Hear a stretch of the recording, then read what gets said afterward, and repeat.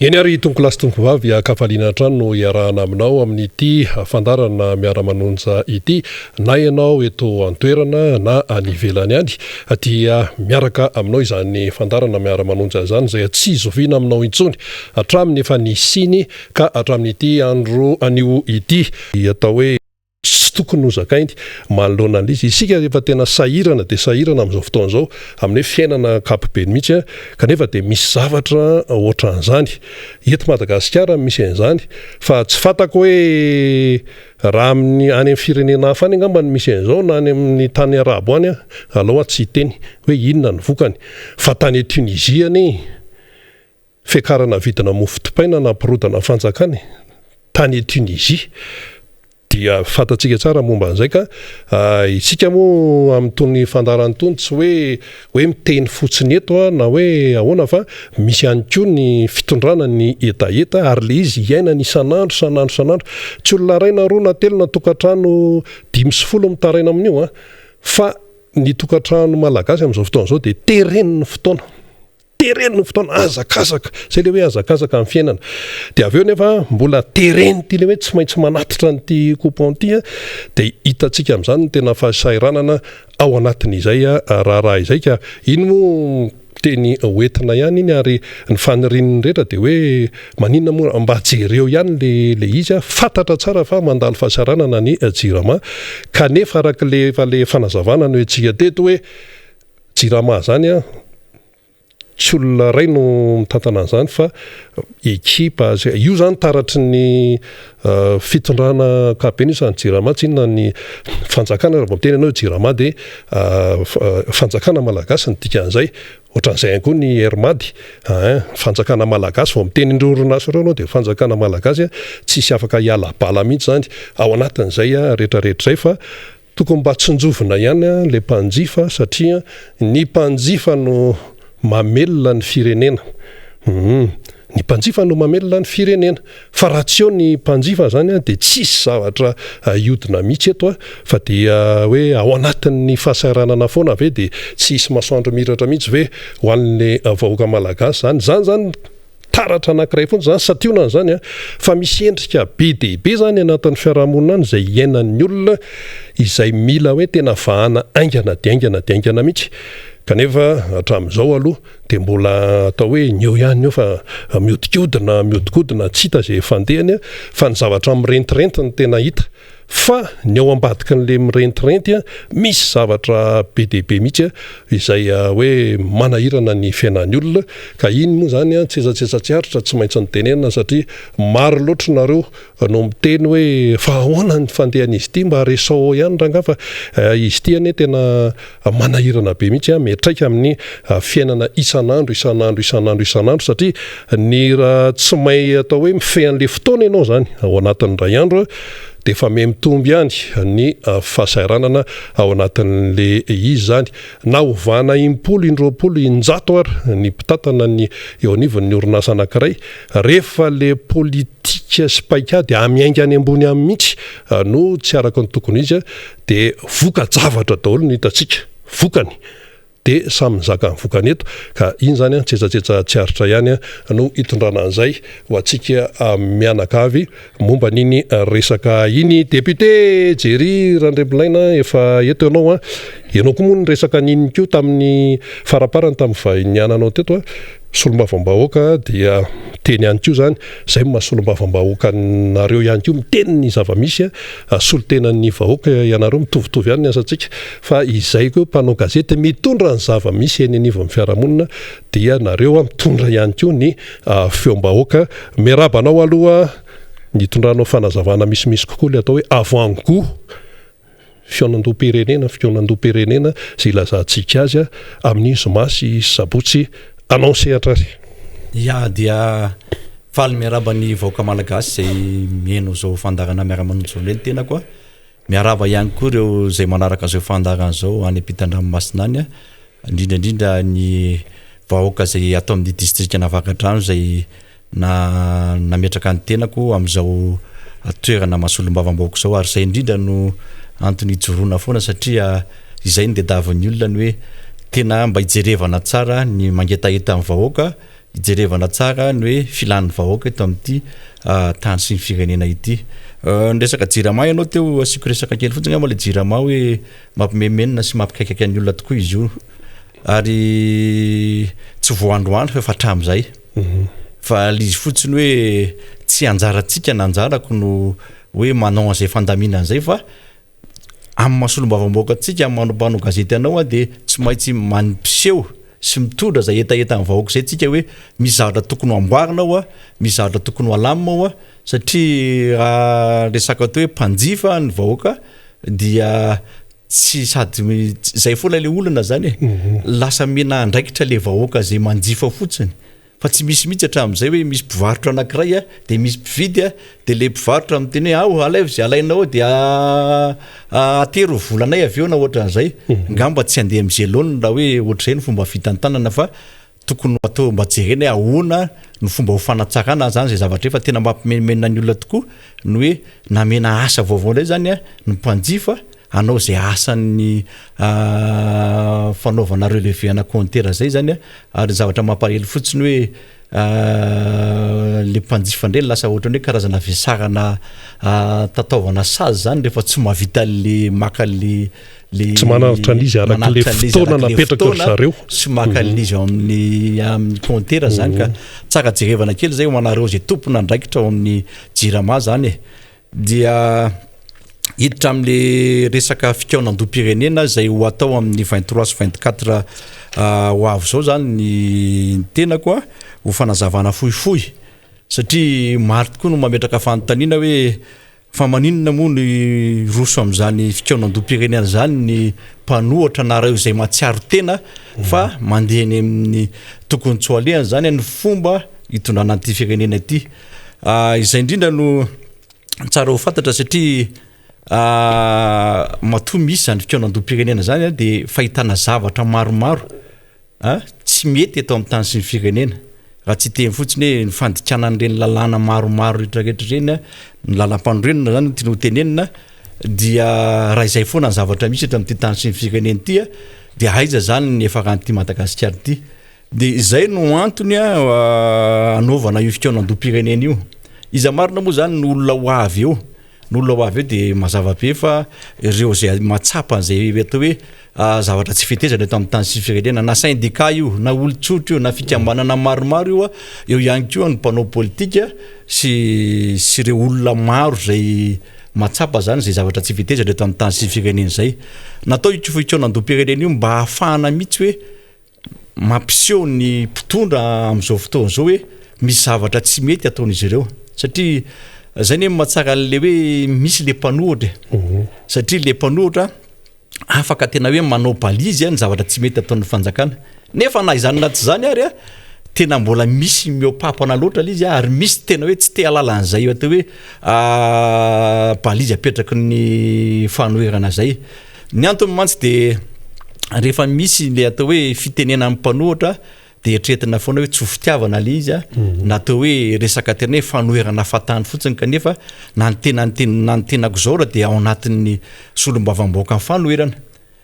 raha misy lalàna mihitsy hoe mahasoa amin'ny vahoaka malagasy tsy ny député tim mihitsy ny hosakana tsy andam-pandany an'izany lalàna zany fa raha ohatra kosa hoe misy zavatra tsy mahasoa amin'ny malagasy dia tsy maintsy mijoro ny tena amin'izay zavatra zay ka zay no antony hoe irosona amin'ity fikaonandoam-pirenena ity mba ahafahan'ny olom-pirenena rehetrarehetra mandray andraikitra mandray anjara hoe ahoana ny anavotana an'ity firenena ity ary tiana ho marina fa ao anatin'ny hoe fikaonandoam-pirenena io dia misy atrikasa maromaro ao zany hoe misy inona moa zany zany sy lohahevitra maromaro zay misy commission maromaro zany ao anatin'io ao anisany zany hoe mety hoe commission voameran'asa maromaro zany politika amin'ny resaka fahasalamana indrindrandrindra ile jirama zay ny teneninao satria io anisany tena io zany tena tiniana resana manokana mihitsy io resaka jirama io satria io zany anisany tena mampijaly le vahoaka mihitsy zany dia hoe ahoana zany no ahafahana mamoaka atao hoe zavatra maromaro fekevitra maromaro mafonja sy hoe tsara zany afahana mijery zay fitantanana ny jirama io satria io anisany zavatra tena mampikaikaiky amin'ny vahoaka malagasy mihitsy io hitatsika moa zany amin'izay fotoana zay hoe fekevitra zay ho avoakan'ny olona rehetrarehetra anatin'izay zavatra ray io zavatra io zany dia zay fekevitra ivoaka eo dia tsy maintsy ovakina vahoaka malagasy ary tsy maintsy hoentsika ny amin'ny manjery rehetrarehetra eny ao anatin'izany koa rehetra ataontsika hoe sehatry rehetrarehetra tsy maintsy azo an'io daholo eo ihany koa zay androm-panjakana misy rehetra ny tany sy ny firenena dia azo an'izay fekevitra ivoaka ao zay satria mahatonga asiny zao zavatra zao dia arak'le nalaina teo hoe tena misy mihitsy zavatra efa tsy eritreretin'ny sainao tsony iainany vahoaka malagasy dia amin'ny fotoana io zany no afahana mandinika ny zavatra mety sy ny tsy mety ary zavatra tena manahirana ny mpitondra amin'ny zavatra ataony zany mba ananan'izy ireo koa zany hoe vahaolana zany mba hijerevany amin'ny vahoaka malagasy manokana dia zany rehetrarehetra zany no anisany hoe mba ametrahana tsara amin'ny fanomanana rehetrarehetra ny toerana moa zany dia efa nyteneniny tao amin'ny RMDM tamin'ny omaly raha tsy diso dia atao eny amin'ny bypass eny amin'ny espace liantio ngamby izay liantio buffet raha tsy diso koa dia fandaharam-potoana rehetrarehetra moa zany rehefa eny toerantsika eny tsika mahita anazy fa ny fandetanana fotsiny no ataoko eto hoe sy ny fanomanana rehetrarehetra zany dia efa petrapetraka daholo amin'ny fandraisana an'ireo olona zay ho avy zany anao an'io fitoenan-dom-pirenena io namana ny toerana eny amin'ny bypass zany hoe eto Tananarivo zany fa nisy nanontany mantsy dia hoe zay zao va ty amin'ny faritra tena mba misy manan-javatra ho tenenina mihitsy zay fa aloha mihitsy afaka mbo makany ve sisa ahoana ny asa fandaminana momba an'izay eny efa misy moa tompona andraikitra zany satria ilay zay fitoenan-dom-pirenena any rehetrarehetra zany ary io tsy voafetrany hoe olona eto Antananarivo zay indrindra mantsy fa ny olona avy any amin'ny faritra dia efa misy zany reny olona eny zany no efa netanina dia zay tonga eto Antananarivo zany efa misy olona mandray an'izy ireo zany efa misy olona mikarakara an'izy ireo zany fa zay ngamba tsy dia olana loatra satria efa misy fandaminana natao satria raha manao zany zavatra zany tsy hoe tenenina eto zany dia rapitsy dia atao fa fanomanana fotoana maromaro zany ny fanomanana rehetrarehetra sy ny loha hevitra rehetrarehetra zay metinao dia ao moa tsika zany mahita anazy ao anatin'izay hoe fotoana zay anatanterahana an'le atrikasa sy ny fanaovana an'izay fitoenan-dom-pirenena zay zany ahoana ny eny avaratra manokana district ndraiky eto anao manay zany le maro ny misy solotena avy aty amin'ny faritra avaratra no ho avy eo amin'io fitoenan-dom-pirenena mihitsy io anisan'ny zany koa moa zany ny tena koa zay hoe anatin'ny anatin'ny hoe mpanomana an'io ihany koa ary andray anjara mavitrika amin'izay atao hoe fitoenan-dom-pirenena zay satria ao anatin'ny asanay mihitsy koa zay moa faharoa manarakaraka zay ny tena koa anatin'ny fanoherana dia miezaka foana hoe ahoana ny fomba afahana zany manatsara ny zavatra tsy mety eto amin'ity tany sy firenena ity ny tena mahaliana ny olona koa ao anatin'izay raha rehetra zay dia ny hoe atao ny fitoenan-dom-pirenena zany mazava tsara zay fa natao raha hoe somary lasa aloha ihany ny fanontaniako manahoana nylay antsoina hoe suivi satria zay rehetra zany vita io dia mahazo an'le fekevitra dia fa ahoana amin'izay ny tena suivi anarahana an'io hoe ity no voaka tao amin'ny fitoenan-dom-pirenena manahoana nyvokany fa mipetrapetraka tsara ve ny momba an'izay eny ka io nge maro la zay lazainao zay ary matoty zavatra ty atao tsy hoe vita le fitoenan-dom-pirenena dia vita mivalina le zavatra rehetra fa ny zavatra mihitsy rehefa atao dia asiana zay toyan'izay toyan'io tsy anjara le mpandray anjara rehetrarehetra atao anatin'ity zavatra ity fa fitondram-panjakana mihitsy no tokony anao an'le anarina ny zavatra tsy mety rehetrarehetra zany amin'ny zavatra ataony ary manatsara ny zavatra mety efa mety tsara natao ihany koa fa io moa ho hitantsika eo ny toympanohatra manao ny asany foana mpanohatra tsy maintsy manao zay asany fanoheran'izay amin'ny zavatra tsy mety fa tinga arak'le tenen'ny président Makaravalomanana hoe ny mpanohatra amin'izao fotoana zao ny mpanohatra tena hoe intelligent zany hoe raha mahita ny olona rehetrarehetra tsy hoe fanoherana botolona fanoherana ty hanonga-panjakana fa tena fahitana zavatra tsy mety eto amin'ny tany sy firenena zay nijoroan'ny mpanohatra amin'izao fotoana zao ary nanareo raha mahita fa nay président Marc Ravalomanana nge olona hafahafa mitoy amin'ny any ivelany reny de hoe ngamba izy mihitsy mirotsaka hoe andoha andeha hanonga mpanjakana ery tsika fa tsy zay le izy fa hoe tsy nitaizana tamin'izany izy ary zavatra tsy tia président Ravalomanana indrindra de hoe zany hanonga mpanjakana zany ny anton'izany zavatra nataony olona tamin'ny tenany de tsy tiana ataony amin'ny hafa tsony zay zavatra zay satria zavatra tsy masoa le firenena le vahoaka malagasy le firenena lasa lasibo atao anatin'izay lasa sorona zany dia izay tena isorana manokana iny présidentsika satria tena ny anazy tena ny vahoaka malagasy ny tsonjovona ary le firenena no tiana avotana zany amin'ny zavatra tsy mety retraretraka isoratsika azy manokana zay ary eto koa de manao sahady sy misotra sahady reo atao hoe mpandray anjara retraretra zay ho avy amin'io fikaonam-doam-pirenena satria zava-dehibe ho an'ity firenetsika ity izay fandraisany tsiraray andraikitra zay amin'izay fikaonam-doam-pirenena zay araka le tenena teo namana faniry zay fa tonga takaiky eto koa dia fanomanana an'le fikaonam-doam-pirenena retraretra zany de efa mipetrapetraka daholy ary miandro ny fotoana fotsiny sisa ka zay nazo ilazana anazy dia ny fandetanantsika ny olona zay ho avy indrindraindrindra ihany koa ny fandraisan'ny tsirairay andraikitra sy anjara amin'izay fikaonam-doam-pirenena zay dia zay no antonantony hitondrana fanazavana eto fa efa eto moa no namana faniry dia faly miarabanao ihany koa ny tena koa sy ny ekipa retraretra zay eto adivin'ity Miara Manonja ity ianao moa dia isorana manokana ihany koa satria dia mpandray anjara mavitrika eto amin'ity fandarana ity ary zava-dehibe satria matsapa ihany koa anao fa manana didy sy andraikitra be dehibe eto amin'ny tany sy firenena ary ianao koa dia anisany tsy le olona hoe anotohatra fatandro fa manao ny hevitra atao hoe vahoaka trotranao ary indrindraindrindra hoe amina seraseranao koa eny anivon'ny fiarahamonina retraretra eny de mahita zay tsy fitezana zay ianao dia zay no antony anankiray lehibe zay manjaisanao anjara mavitrika foana isanandro de isorananao be dehibe ary maro koa reo vahoaka zay manao zay fisorana aminao zay fa de makasitraka makatelina araky ny afatra nampitainy vahoaka ihany koa faniry nyresaka an'le fikaonam-doam-pirenentsika za koa dia ohatrany hoe mametraka fanontaniana kely aminao ahoana ny fahitanao zay atao hoe fanomanana sy hoe idirantsika ny amin'ny zay atrikasa maromaro amin'ny fotoana io ahoana ny hevitrao makasika an'izay de misaotra ny solombavim-baoaka ny distrika Navalatrano jery Randriambolaina miaraba antsika rehetra ihany koa zay manaraka ny fandarana Miara Manonja amin'izao fotoana izao ny fanamariana voalohany député Jery zany dia mametraka zany ny zava-misy amin'ny ankapobeny zany ny hoe tena tsy mahita zany ny zava-misy amin'le zavatra resahantsika amin'izao fotoana izao ny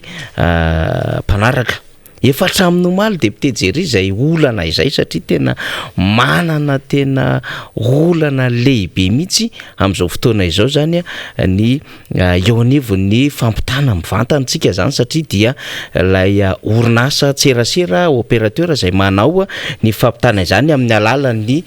internet zany ny fibre optique dia hatramin'ny omaly dia samy nahatsapa ny retraretra fa dia tena rama tsy nahazo ary tena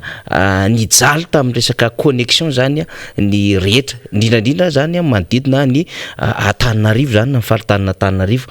dia tsy de tena afaka nampita antsika zany na tapatapaka ny fampitana zany indrindrandrindra zany ny vaovaon'ny MBS zay misy manaraka ihany koa mivantana zany amin'ny alalan'izay réseaux sociaux zay de tena tsy tafainga zany hatramin'izao maraina izao raha ny fanamarinana avy amin'ny technicienne antsika ao ambadika ao zany de mbola manana olana amin'ny connexion foana zany isika amin'izao fotoana izao zay mba hanairana ihany amin'ireny opérateur zay manao ny connexion reny hoe mba jerevo zay qualité de service zay satria ny qualité de service mba ahafahany rehetra misitraka izany de tena lasa le zo alala vaovao lasa le zo afantatra zavatra ary lay hikirakira an'izay fahafahana sy fahalalana izay no voasembatsembana ao anatin'izay resaka resaka connexion zay zany tena hitondrana fanamariana avy aty amintsika zay mindraikitra ny Miara Manonja satria sao de isy heritreritra fa dia olana ara teknika avy aty amintsika zany fa tena ny avy aty amintsika de tena miezaka ny teknisiana ary mame zay tena maximum zany afahana ny azontsika azy fa eo amin'ny resaka connexion zany izay tena olana izay na zany na zany aza nefa de heverinay fa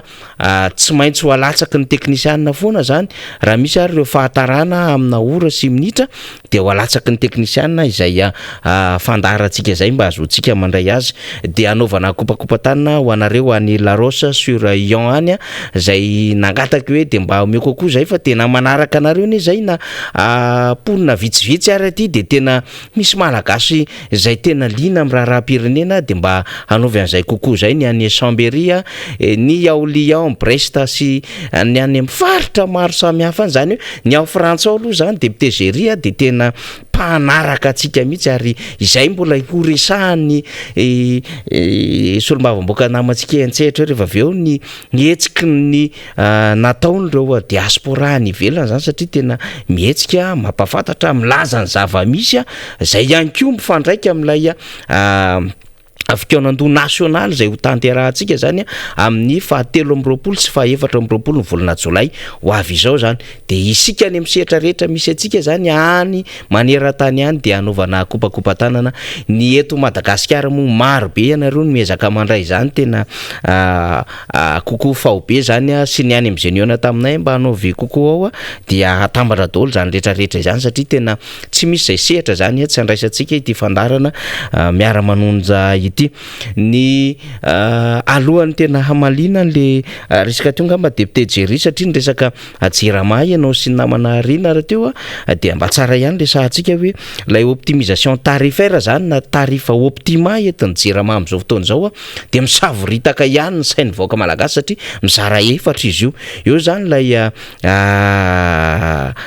tarifa social eo le économique eo lay confort ary eo le super confort zany hoe moins de 50 kWh ny lany de zay le social de miakatra an'izay le économique de misy le confort de misy le super confort zany de rehefa kajina de misy an'le hoe 137 ariary ny vidin'ny kilowattheure ray de misy ny 300 ariary de misy ny 700 ariary de misy ny 700 ariary arakaraka lay fampiasana sy filany lay tokatrano sy lay olona sy orinasa sy ireo sehatra samihafa zay mampiasa an'izay jirony jirama izay ny zava-misy aloha rehefa mba maheno fanazavana eto ny tompon'andraikitra anivon'ny jirama de hoe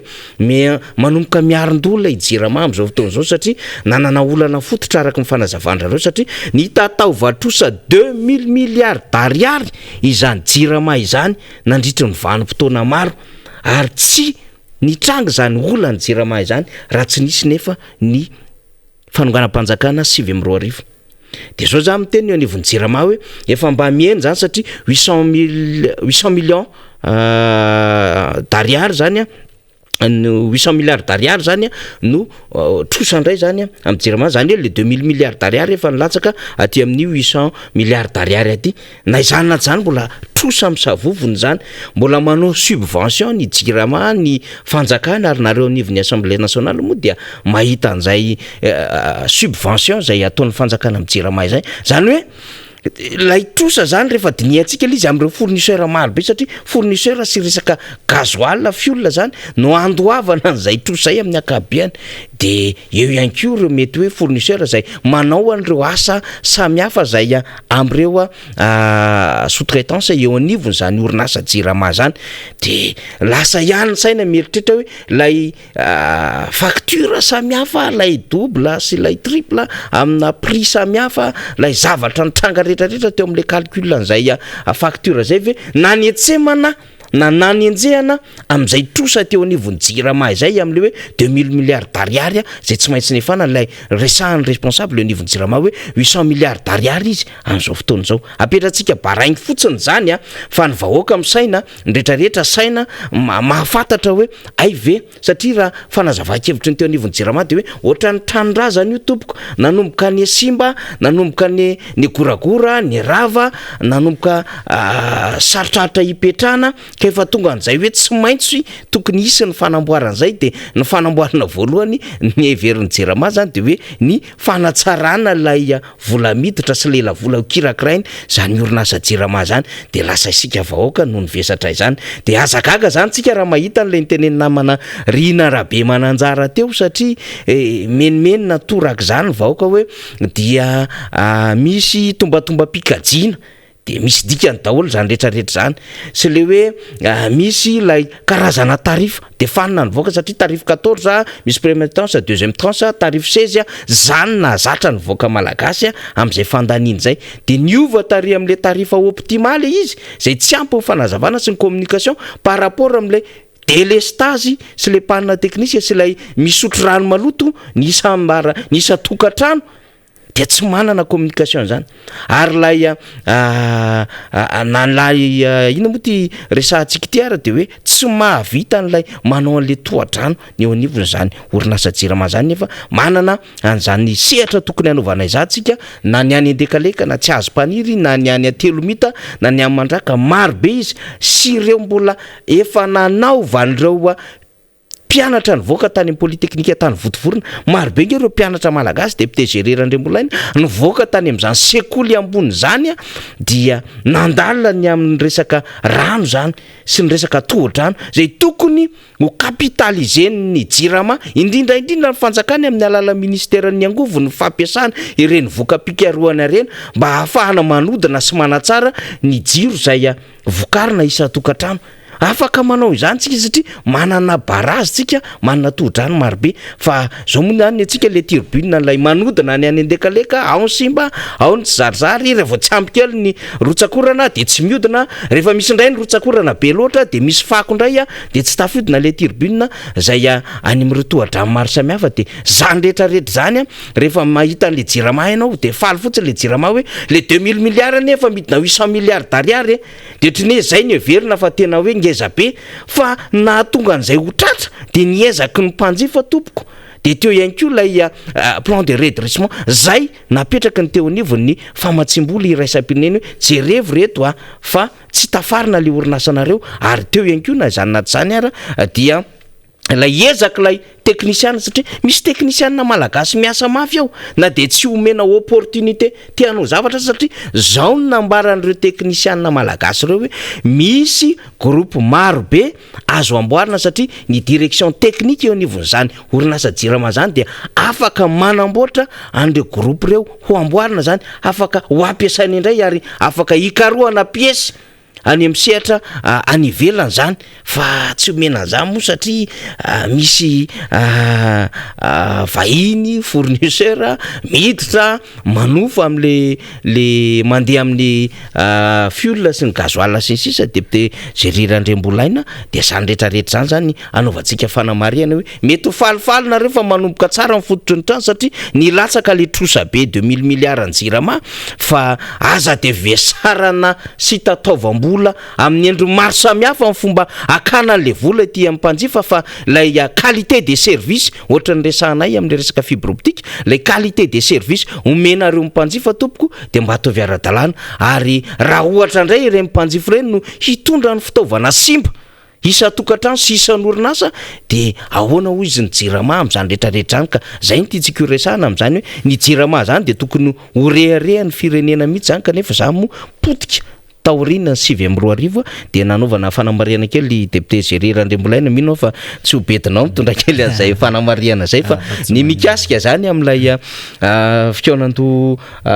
nasionaly zay ho tanterahana efa betsaka amin'ny fanazavana nentinao teo fa ataontsika fotsiny amin'le hoe fomba fanao ny fikaonando nasionaly ohatrin'ireny eo anivon'ny fanoherana rehefa hidinika sy aka fanapahan-kevitra ho an'ny raharaham-pirenena ny sehatra ny fanoherana zany naizanaiza maneran-tany zany dia fanao zany efa nanao izany ny vondrona samihafa tamin'ny farany herinandro teo samy nahitsika de namoaka fenkevitra de nietsika nanaraka izany ihany koa ireo diaspora any ivelany na ny tany La Réunion zany na ny tany Frantsa dia tena ara-pomba demokratika mihitsy ny tena misy miaramila frantsay eo a de miaro an'le faneho-kevitra de maro ihany koa moa ireo mpaneho-hevitra zany a zay nampiseho an'izay hoe zava-misy aty Madagasikara de miaino mandalo eo amin'le place de la république zany lay olo-pirenena frantsay na reo vahiny a de miaino mihitsy amin'ny fanazavana satria dia mitondra amin'izay fanamafisam-peo zay reo diaspora zay miray feo sy miray tolona amitsika ny ivelany any dia miaino reo vahiny marobe zay mandalo ary ny onjam-peo samihafa moa zay any ivelany any dia samy misintona zany amin'izay zavatra nambarany reo diaspora hoe misinina marina Madagasikara misy ohatran'izao marina Madagasikara de ny olana fa tsy raisitsika olana goavana be fa zany moa anjarany zany amin'le mpanohana an'le fitondram-panjakana mbola mandeha ny ataka amin'izao fotoana zao hoe raha mafinareo miverena manala baraka amin'ny firenentsika ny ivelany any zany anie zava-misy zany andraikitra ara-demokratika ny rehetrarehetra zany natao fitondram-panjakana zany taoko ty rehefa nanao présentation io UEM io andre matoy ihany rajoelona mbola tsy nahazo fahefana miprésente ny tany frantsa ny UEM teo masony vahiny rehetrarehetra hoe mahantra ny firenenay potika ny firenenao zao ny zava-misy any Madagasikara ity ny lalana ivoana fa maninona tsy nanaovana présentation officielle teto Madagasikara zany UEM zany tsarotsika tsara isy ekipany Sarkozy nisy ministra teo aloha tao anatin'izany fa nga zany eloka sy fotana mafaty no maneho hevitra eo anatrehan'ny sehatra iraisam-pirenena hoe zao ny zava-misy any amin'ny firenenay ary efa nyresahantsika teto zany na Liberia tany fitondrandra matoa Ellen Johnson dia nietsika ihany koa ireo diaspora tany ivelany tany na ny tany Togo tany amin'ny Nisefor Soglo na ny tany amin'ny izalay firenena zay ny fandimidimby ny niakatra teo amin'ny fitondrana ny Rainy sy ny zanany tany RDC i Kabila Désiré Rainy sy ny Kabila zanany Joseph Kabila sy ny tany amin'ny firenena samy fa atao zany indrindra ho amin'ny pays afrikana mba ho hitany sehatra iraisam-pirenena hoe zao ny zava-misy amin'ny Madagasikara de raha miteny zany tsika amin'izao fotoana zao hoe anao fitiavan'andro nasionaly ny fanoerana ary etsonana zay rehetrarehetra zay kivy sy ketraka zany nge tena misokatra mihitsy mivaravarana avy ety amintsika député Jeriny aminy hoe zay rehetrarehetra zany mahatsapa hoe tsy mety zao zava-misy zao zay menomenona zay diso fanantenana satria ny betsaka tsy isika taty amin'ny fanoerana zay tsy nametraka ny fitondrana io ary tsy mifidy ny fitondrana io ihany no mahita an'izay tsy fetezana zay fa le mpanohana an'le fitondrana député Jeriny Andriambolaina ny tena menomenona betsaka ary tsika mahita an'izany isan'andro soloy gouvernement io hoe nandiso fanantenana anay ny zavatra nataonyity fitondrana ty tsy niaraka ny eritreretinay ny zavatra ny aina zao fitondram-panjakana zao fa tena mba mandraisa kosa ndraikitra ary eo mihitsy moa zany de efa nanipoko any de efa tena leo politika no ninona noho ilay fampanantenana tsara tare goût de luxe be nataon'le fitondram-panjakana fa rehefa azo n'le fitondrana dia miborika any antsiziny zava-misy amin'izao fotoana zao de vao niresaka jirama tsika teo hodinianao anatin'le fitiavan'andro nasionaly zany député Jerry ny resaka Covid-19 tsika nandritry ny fotoana ary saiko isan'andro hodinianao zany satria io Covid-19 io ko de fomba hanapena amin'ny fitondram-panjakana ny vava ny fanoerana sy fomba hitazomana ny tongotsika tsy hetsika any amin'izay sehatra misy atsika ka tokony hoany amin'ny sehatra tokony hanangaina ny tongotsika hitenena atsika hoe misy zavatra tsy mety eto anivon'ny firenena de hidina ao anatin'ny fihiboana hidina eo anatina crise sanitaire hidina eo anatin'ireny lalàna raisina mifandraika an'ireny état d'urgence sanitaire reny lay fahafahantsika eo anatin'le loi 90/001 izay sa non 91/00 firy izay adiniko kely tao anatin'izay hoe lalàna miratasé an'ilay état d'urgence sanitaire zay zany ka zany rehetrarehetra zany resahantsika ny hoe tena andray anjara manana n'ilay hevitra ny hoe tsy mety zao raha izao ary mahafinaritra moa efa natsipony député Jerry Andriambolaina teo ny hoe ho avy marobe ny avy any amin'ny faritany de ny raharitsika ndray tsy hanao an'le toetra tsy zaka tsy hanao an'le fomba mamoetra le kitotoam-pitantanana le olona samihafa de ho sakanana any amin'ny lalana indray reo namana avy any amin'ny faritany hiatrika an'ilay fitiavan'andro nasionaly zany manko ny zavatra pratika politika fataon'le fitondram-panjakana tamintsika le hitsangatsangana way tonga de ny sakanana tany amin'ny lalam-pirenena tsy hiditra hoe azo Antananarivo reo olona zay nanam-piniavana de hitsangatsangana la preuve ny tsangatsangana mihitsy tsika ary nizara sandwich tsika tamin'ny fotoana iny nizara rano zay mba azony zarana tsika tamin'iny nanao Jérusalem tamin'iny député Jerry nanditsika tamin'iny tena vraiment tena hoe fitsangatsanganana tonga ny lera ny finanana sakafo raha fa de samy mamoaka zay sakafo nomaniny de mamoaka kely am'le barkety am'le lambanana kely samy hafa mamelatra tsiny ny vahoaka nanaradia manala ny tapitsika tamin'ireny fotoana ireny manetsy mihitsy ara de nisy mbola nandeha tongotra ka matahotra an'izay mobilisation antsika zay ve le fitondram-panjakana de zay nieritreretintsika hoe engany mba tsy hosakanana lay vahoaka lay olona avy any amin'ny faritra amonjy ny zafikionando ary engany koa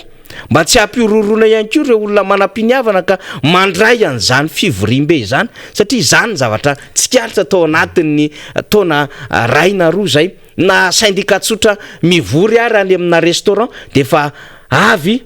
fanakanana nareo zay mba mieritreritra ivory any amina toerana samihafa sy anaovana fitsangatsangana tamin'iny tsika tena nare mihitsy hoe nandefasana force tany toerana nareo fikambanana samihafa zay manao fivoriana bloqué journée bloqué any amina hôtely de rehefa vita le fivoriana de andefasana mpitandro filaminana rehefa aveo iza no mpe facture anareo présente facture anareo ohatriny na lizy de mitenareo tsy mahazo mandray an'izany fivoriana zany ny aina ny eto am'izao fotoana zao zany lay ao anatin'ny lalam-panireny hoe malalaka ny fivoriana malalaka ny accès à l'information malalaka lay fifampizarana vaovao ary andraikitra ny fanaovana politique fivezivezena raha teo koa ato anatin'ny tany repoblika Madagasikara sy le hoe andraikitra ny fanaovana politique lay fampizara vaovao amin'ny sy fanaraha-maso ny fiainam-pirenena efa mivakitsika mihitsy zay article ao anatin'ny statut mifehan'ny fomba fanaovana politique zay ary zay ny andraikitry ny fanoherana raha teo koa anatin'ilay statut de l'opposition hoe manara-maso sy manao balizy ary manao contre-pouvoir de zao ataontsika zao ny contre-pouvoir na mifandarantsika na ny zavatra ho ataontsika député fanamariana kely fotsiny namana faniry am'le resaka atao mety hoe misy sininy sakatsakana sotran'izany tianao mariana angamba aloha fa mahatonga ty zavatra ty tenenina amin'ny aina manjery ohatra zao zavatra atao hoe mahatalany araiky le teneninao teo hoe fanaon'ny olona rehetrarehetra le izy ary matotsika mivoy an'izany sy miteny an'izany eto dia matsary tena manana tompona andraikitra tompona andraikitra zany tiano tenenina eto zany de ny hoe zavatra tokony tsisy apatahotra ny fitondram-panjakana na natao hoe zay tompona andraikitra miandraikitra an'izay fitandrona filaminana zay zavatra ho atao tsika ke anatin'ny fanoherana manara-dalàny ary ny olona ho ataontsika eo tsy eto tsy ohatran'ny efajato mipandray anjara ao anatin'io zany tsy ohatry manaraka an'izay atao hoe fepetra napetraky ny fitondram-panjakana mba hitandrovantsika nyty hoe arety mandozy tamin'ny firenetsika tya dia manaja an'izay atao hoe zavatra napetraky ny fanjakana zay tsika eo ihany koa natao hoe fahatongavandreo olona avy any amin'ny faritra reo olona reo tsy hoe i tomobile PDP lahatra be ny fahatongavany eto fa ohatran'ny olona rehetrarehetra ho avy eto andrenivohitra de andray anjara amin'ny fikionandom-pirenena io mino afa tsy hosakana ary na ny toerana matony tenentsika ny toerana hoe eny bypass tsy zavatra mihitsy hoe ndeha ho ataontsika anakotanana ty firenena ty na afinafenina na koa hoe andeha anaovantsika raha matahora amin'ny fitondrana fa tena hoe malalaka be afaka manatrika eny reo olona reo afaka tonga eny mpitandro filaminana manao zay asa fitandromana filaminana tena azondrareo atao zany ary mety amintsika koa zany misy miambina koa zany tsika eo amin'izay atao hoe fikarakarana zay mba tsy siny mety hofikorontanana sanatriavina fa io zavatra io matoa vozina amin'ny aina manjery matoa misy fanomanana de miloatra zao de nieritreretina hoe tombotsoan'ny firenena sy mivahoaka malagasy rehetrarehetra eto aminy zay zany nitanjona anatin'le izy hoe ahoana ny zavatra rehetrarehetra ho ataontsika sy fekevitra rehetrarehetra ho tapahantsika eo hosoa an'le firenena izy ka tsy etatsetsatsiaritra zay na manafaniry de meko anao ndray ny fanazavana sady manaroatra ihany satria misy message milatsaka zany de efa hitantsika ihany koa amin'ny pasitsika samihafa hoe aiza zany no hisoratra anarana ahoana zany fandaminana dia afaka manantona eny amin'ny QG Belera isika zany misy tonga tany amin'ny foibe zay hanaovana ny fandraketana ny sary isika amin'ny Miara Manonja fa tsy any no hanaovana azy fa eny amin'ny QG Belera zany sika no manao an'izay fisoratana anaran'izay ilaina ny fahazona izany mba ahafahana manao fandaminana an'le meloa amin'le hoe fetrisa zay tadiavintsika ao anatin'izay fikionando nasionaly zay ilaina ihany koa ny manao izay tombana izay mba ahafantarana zany ny tahapa tapahavitreandreo mpandray anjara isaky ny sehatrasa samihafa zany hoe manahoana ny tapahavitrean'ny syndicat, manahoana ny tapahavitreandreo olom-pirenena sy ireo fikambanana tsotra, manahoana ny tapahavitreandreo antoko politika zay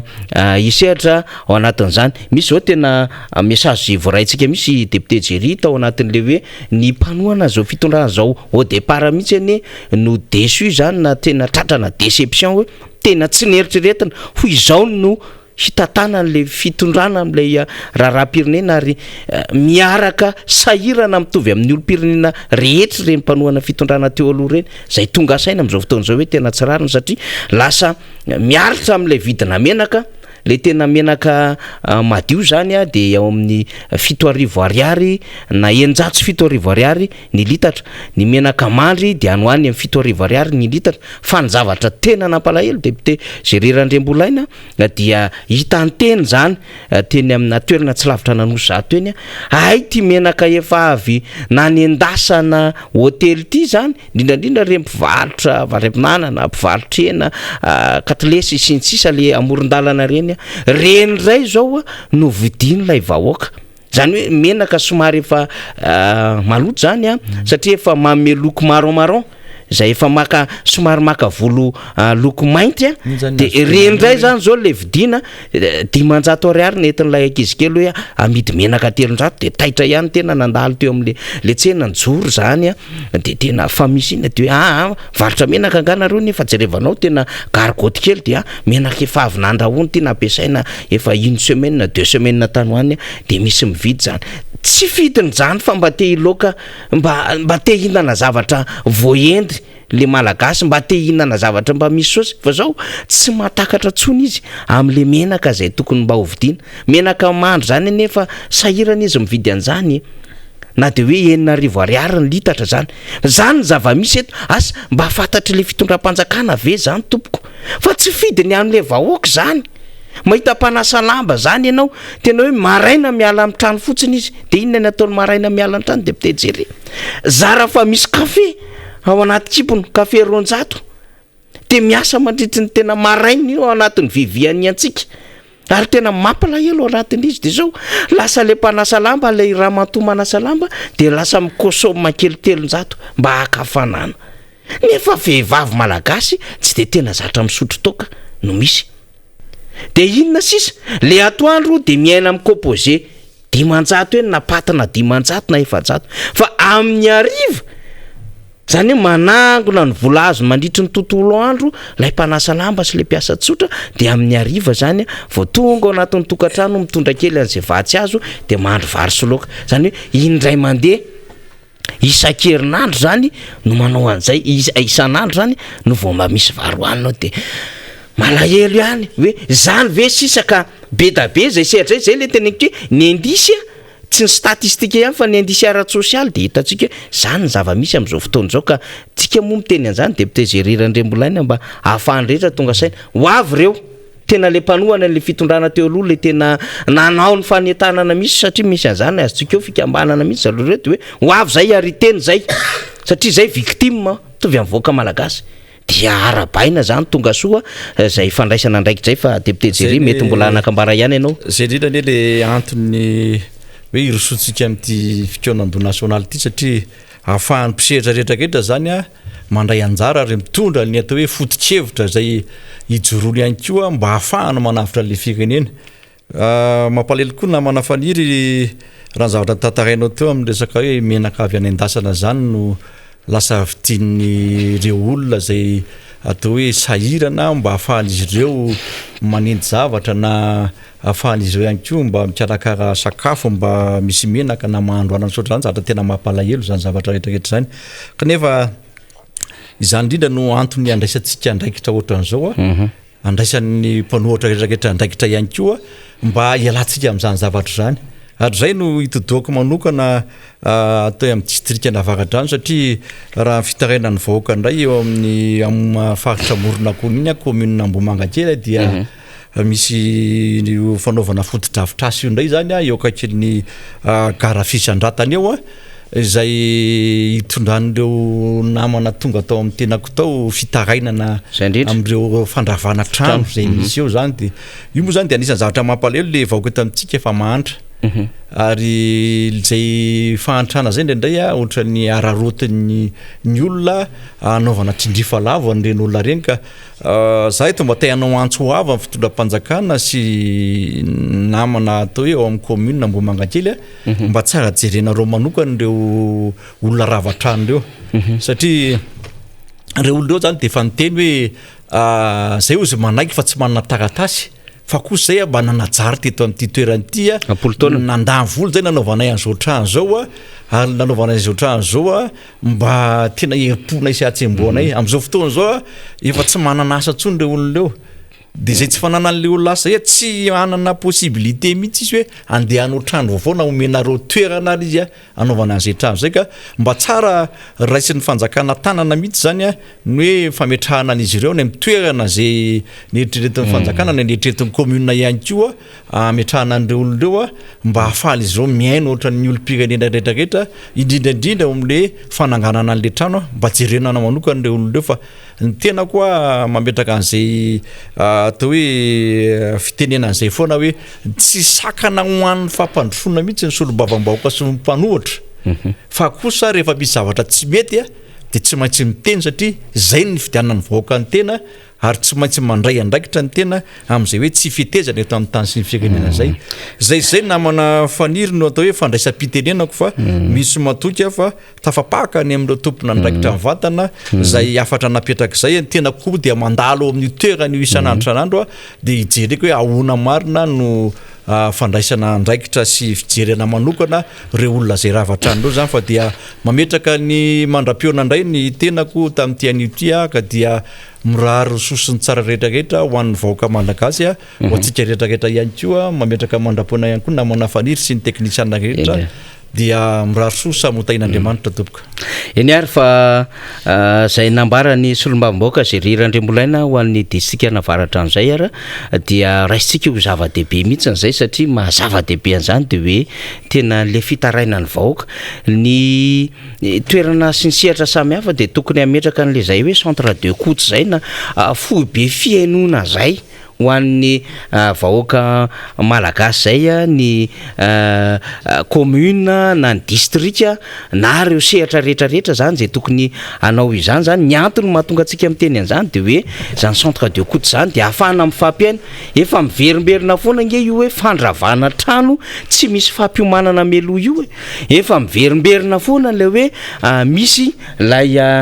fanesorana amin'ny olona amina toerana hipetrahana expropriation ohatra fa eo ihany koa ny fanesorana amin'ny olona amin'ny tany zay ndraindray tsy malala sy tsy mahavaky an'ilay didy lay vahoaka satria amin'ny teny frantsay le didy ary tsy vitany hoe amin'ny teny frantsay koa le didy fa misy an'ilay terme na lay fanazavana teknika zay tsy voatery ho takatry ny vahoaka ny dikan'izany de manaraka fotsiny lay vahoaka zany ka mampalahelo ao anatiny nefa fantrana lalintsika le population vulnérable ozy ny banque mondiale ary les pauvres de la planète Madagascar mbola misy olona esorina maromaro amin'ny trano misy ary de anamafy indray le sans abri anamafy indray le olona tsy manan-kelofana de veritsika hoe mba petrao ihany décision anareo araka ny tokony izy ny toerana tokony ravana eny an-tanandrano zay manao an'izay construction illicite zay tsy ravanareo satria misy didy maro pile impiry misy aty amin'ny première instance mandrava zavatra efa vita ary amin'ny cassation sy ny rehetrarehetra ry mamenatra zany ary malagasy tompony tany kanefa tsy mandray fa andraikitra manoloana zany fitondram-panjakana zany sy izay tandrefa izany fa aty amin'ny olona mitsotsotra tsara ity indray no misy mila indray le tany de akisaka moramora de mba jerevy ihany satria ny volalany nandrenanandreny zava-dehibe omalitsika dia nandray ny solombavam-bahoaka naparafara vola Andriamato Rabe Kijana zany dia misy fanazavana ny ety somary efa teny famarana ny adefitra le fanazavana ny ety mikasika ny karerana andilana no rentsika ny hoe 140 milliards de FM zengeny efa total ny vato ny voaka tao beril tao amin'izany karerana andilana zany efa misy tena vahoaka tena miasa ao ary lasa tena hoe tombontsoa lehibe ho an'ilay tanàna mihitsy fisiany zankarezany satria mba afaka miasa sy miaina le olona ary de manantena zay redevabilité amin'ny alalan'ny ristourna amin'ny alalan'ireo retombé économique sy ny sisa zany zay mety ho azo ao anatin'izany tanàna zany le vahoaka zany de nisy moa fanamarina marobe azotsika miaraba debitera Bekijana avy amin'ny piaintsika malo tena ataovy tsara mihitsy aloha meo tena fanazavana misimisy kokoa fa tena ay ve zany zava-misy any andilana satria tany de nisy fifandonana teo amin'ny tandro filaminana sy vahoaka ary misy naratrana mihitsy nahafatesany iny satria voatifitra lay vahoaka bietsika zany de ararotana satria tsy matetika koa ianao ny azy eto amin'ny Miara Manonja sy ho hitan'izao tontolo zao debitera Bekijana de aleo aloha zany omena fanampanazavana ao anatin'ny minitra vitsivitsy maromaro satria mbola ho avy ihany koa ny debité membre Bendrina rehefa avy eo any hoe tsara ho fantatra sy ny déroulement io sy le hoe ny desideratahany vahoaka any zay entinao amin'ny mahasolo mavombaokanao amin'le hoe aleo mba hisitraka an'izany tombontsoa lehibe ao amin'ny tanàna misy azy zany ny vahoakana parafaravola debitera Bekijana. Ya misaotra betsaka namana faniry ny amin'ny fandraisana ary miarabantsika rehetra atao amin'ny Miara Manonja indrindra ho an'ireo radio sy télé vavy zay misitraka an'ity Miara Manonja ty kokoa an'ny vahoaka zay mpiendretra zay miaino ny Miara Manonja indrindra any amin'ny faritra loatra sy ny district na parafaravola kokoa anareo rehetra ary miarabantsika rehetra araka ny teniko omaly moa de nanazava tsotsotra ihany mikasika ny resaka fambolena sy ny fiompiana indrindra tsy fandripalemana ary carrière nandilana raha ny zava-misy eo amin'ny carrière nandilana ny amafisiko eto dia zavatra mampalahelo io carrière nandilana io satria fanomezam-pahasoavana avy amin'Andriamanitra no azo ny district na parafaravola sy ny faritra loatra mangoro kasika an'io carrière nandilana io nefa amin'izao fotoana zao dia toejavatra mampalahelo ny misy ao fa vahoaka amanaliny tsy amandrivo ny intsony ny vahoaka miasa ao sy mitady fameloman-tena ao fa tena amanaliny ary tsy vahoaka ny district na parafaravola irery intsoniny ao fa tena vahoaka presque affaire internationale zany izy io fa eran'izao tontolo zao satria betsaka be ny vahiny ao misy Sri Lankais ao misy Thaïlandais ao misy Afrikana ao misy zareo Togolais ao betsaka ny vahoaka ao ary ny eto Madagasikara moa dia betsaka ny mission satria foko 20 nefa ao ary efa misy fikambanana zany io atsona hoe foko 20 zay mihitsy izay misitraka n'io carrière io ny zava-misy dia ny sakanana ny arrêté régional zany nakanana an'io carrière ny antony tamin'izay fotoana zay dia misy zavatra dimy ny antony nanakatonana an'izy io de eo ny resaka COVID-19 eo ny resaka salubrité na fahaltona eo ny resaka environnemental ny fiotsahan'ny ranontany sy ny zavamaniry zay ny simba de eo ny resaka redevabilité ristourne hoe ahoana ny mba ho misy fiatraikany misy tamberina ndraikitra zany na tamberina arabola makany am'le fokotany sy ny commune izay misy an'io carrière io indrindra amin'ny district na parafaravola sy ny faritra loatra mangoro ary raha ny vola misy eo ny vola azo raha tena mahay fitondram-panjakana de afaka amelomana an'ireo kere afaka amanapina an'ireo kere izay any amin'ny faritra atsimo de zay zavatra zay zany tena antony nanakatonan'ny fitondram-faritra sy ny préfecture tamin'ny zavatra io niara-nompo-kevitra izahay tamin'izay fotoana zay mifanarahana de tsy maharitra no anakatona amboarina zay programme zay de hoe misy fikambanana zany miasa ao de rehefa miasa le fikambanana miasa le olona de ny fikambanana no miala viana tany le vato de ny fikambanana no mitantana no mijery an'io miaraka am'le tompon'le carrière sy le mpitrandraka de iny ny asiana tamberina andraikitra misy mba vola zany azon'le commune anaovana fotodrafitrasa sy ijerena kaiky ny district sy ny faritra loatra mangoro araky ny voalazako malo moa dia na mila vina zay ary zay efa mandeha amin'ny réseaux sociaux rehetrarehetra any 140 milliards de francs malgaches zay ny vola efa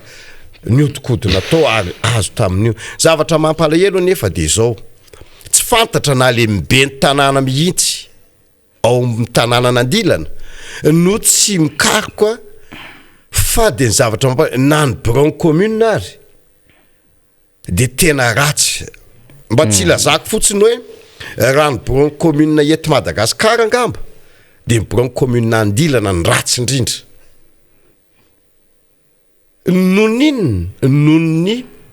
tsy fahaizana mitantana na tsy fahaizana mikaroka eritrereto fotsiny namana faniry mba tsy lazako fotsiny reo mpividy vato vahiny reo fotsiny akana vola asina mano œuvre sociale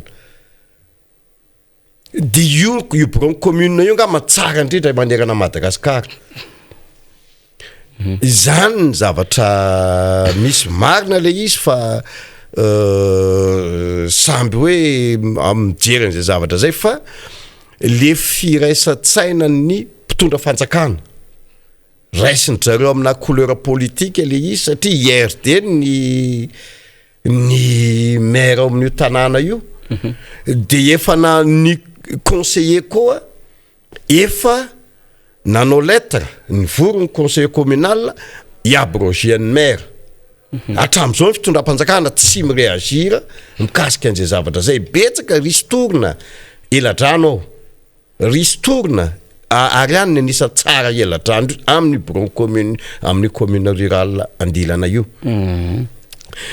ny zavatra mampalahelo dia le vahoaka madinika mitrandraka zay misy mba misy votodiram-bola ho an'le commune le vahoaka de foanana nakatona le carrière de eto mbola efa ndresaka tamin'ny ministre ary mine ministre mine efa impiry tonga tany efa indroza reny tonga tany nijery akaiky ahoana ny fomba anokafana an'io nefa lasa misy manœuvre dilatoire hitarina le procédure de hatram'izao mbola tsy misokatra ihany de mitaraina le vahoaka ary ny zavatra mety ampatahotra de isy manifestation grave be amin'io isy manifestation grave be satria efa vahoaka manaliny ao mivarotra mividy na ny resaka sécurisation ary fakomaly vao nanomboka ny BEPC dia pobasy bomba lacrymogène misy hatrany am'roambe folo mipoka amin'io tanàna io nefa tsy ampy 100 mètres akory ny le carrière sy le centre d'examen le CEG sy le EPP de tena ndray amandreny mitaraina daholo mikasika an'izay zavatra zay ka eto bona manamafy any tenako amin'ny masolombavambahoaka ny tenako any amin'ny district na Parafaravola raha tsy tianareo fitondram-panjakana no isy korontana be ao de ataovy zay anokafana an'io faran'izay aingana fa tena misy zavatra iseho ao raha sanatria tsy sokafana aingana io ny resaka vahiny am'le tanàna an-tanambe zay mampalahelo Sodoma sy Gomorra ny ao zao korontanao daholo ny vahiny rehetrarehetra zany zavatra zany tsisy fandraisana andraikitra ny fitondram-panjakana mihitsy misava passeportreo vahiny reo tsy misy fandraisana andraikitra ny zareo amin'ny service de mine na amin'ny police de mine mba misava andreo hôtellerie reo fa de isaky ny misy hôtely de misy zazakely tovavy isaky tsy ampytaona isaky ny chambre zany zavatra zany tsy ao anatin'le tsy ao anatin'ny sain'ny fitondram-panjakana mihitsy ka le vahoaka mitaraina simba ny tarana simba ny zazakely any na ny vidim-piainana eritrereto fa raha ohatra ka taloha 3 sy alina 5 sy alina ny akoho anankiray namana faniry am'izao fotoana zao efatralina ny vary miakatra be tsisy raha manjary mihitsy zany vidim-piainana miakatra charbon any nefa mifototry ny charbon taloha 2 sy alina zao efa 3 alina ny menaka lafo noho ny aty ny menaka any lasa 2 alina ny litra ny menaka any resaka menaka mona reo teo ny vary any misopotra ny Madagasikara ny resaka vary efa mananka 700 ny kapoaka zany nge tena Sodoma sy Gomora mihitsy ny fiainana any ary ny tsy fandriam-palema ny sanandro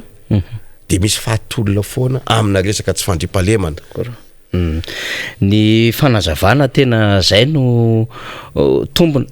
isan'andro dia mamerina amin'izay amintsika foana hoe ny tombony lehibe ho atsika atao anatin'ny Miara Manonja dia ny fahazonana izay tena hoe vaovao sy ny zava-misy avy amin'ny solombavam-bahoaka ny Madagasikara izay misehatra eto anivon'ny Miara Manonja dia raha tsy hita elaela zany ny solombavam-bahoaka Rabekijana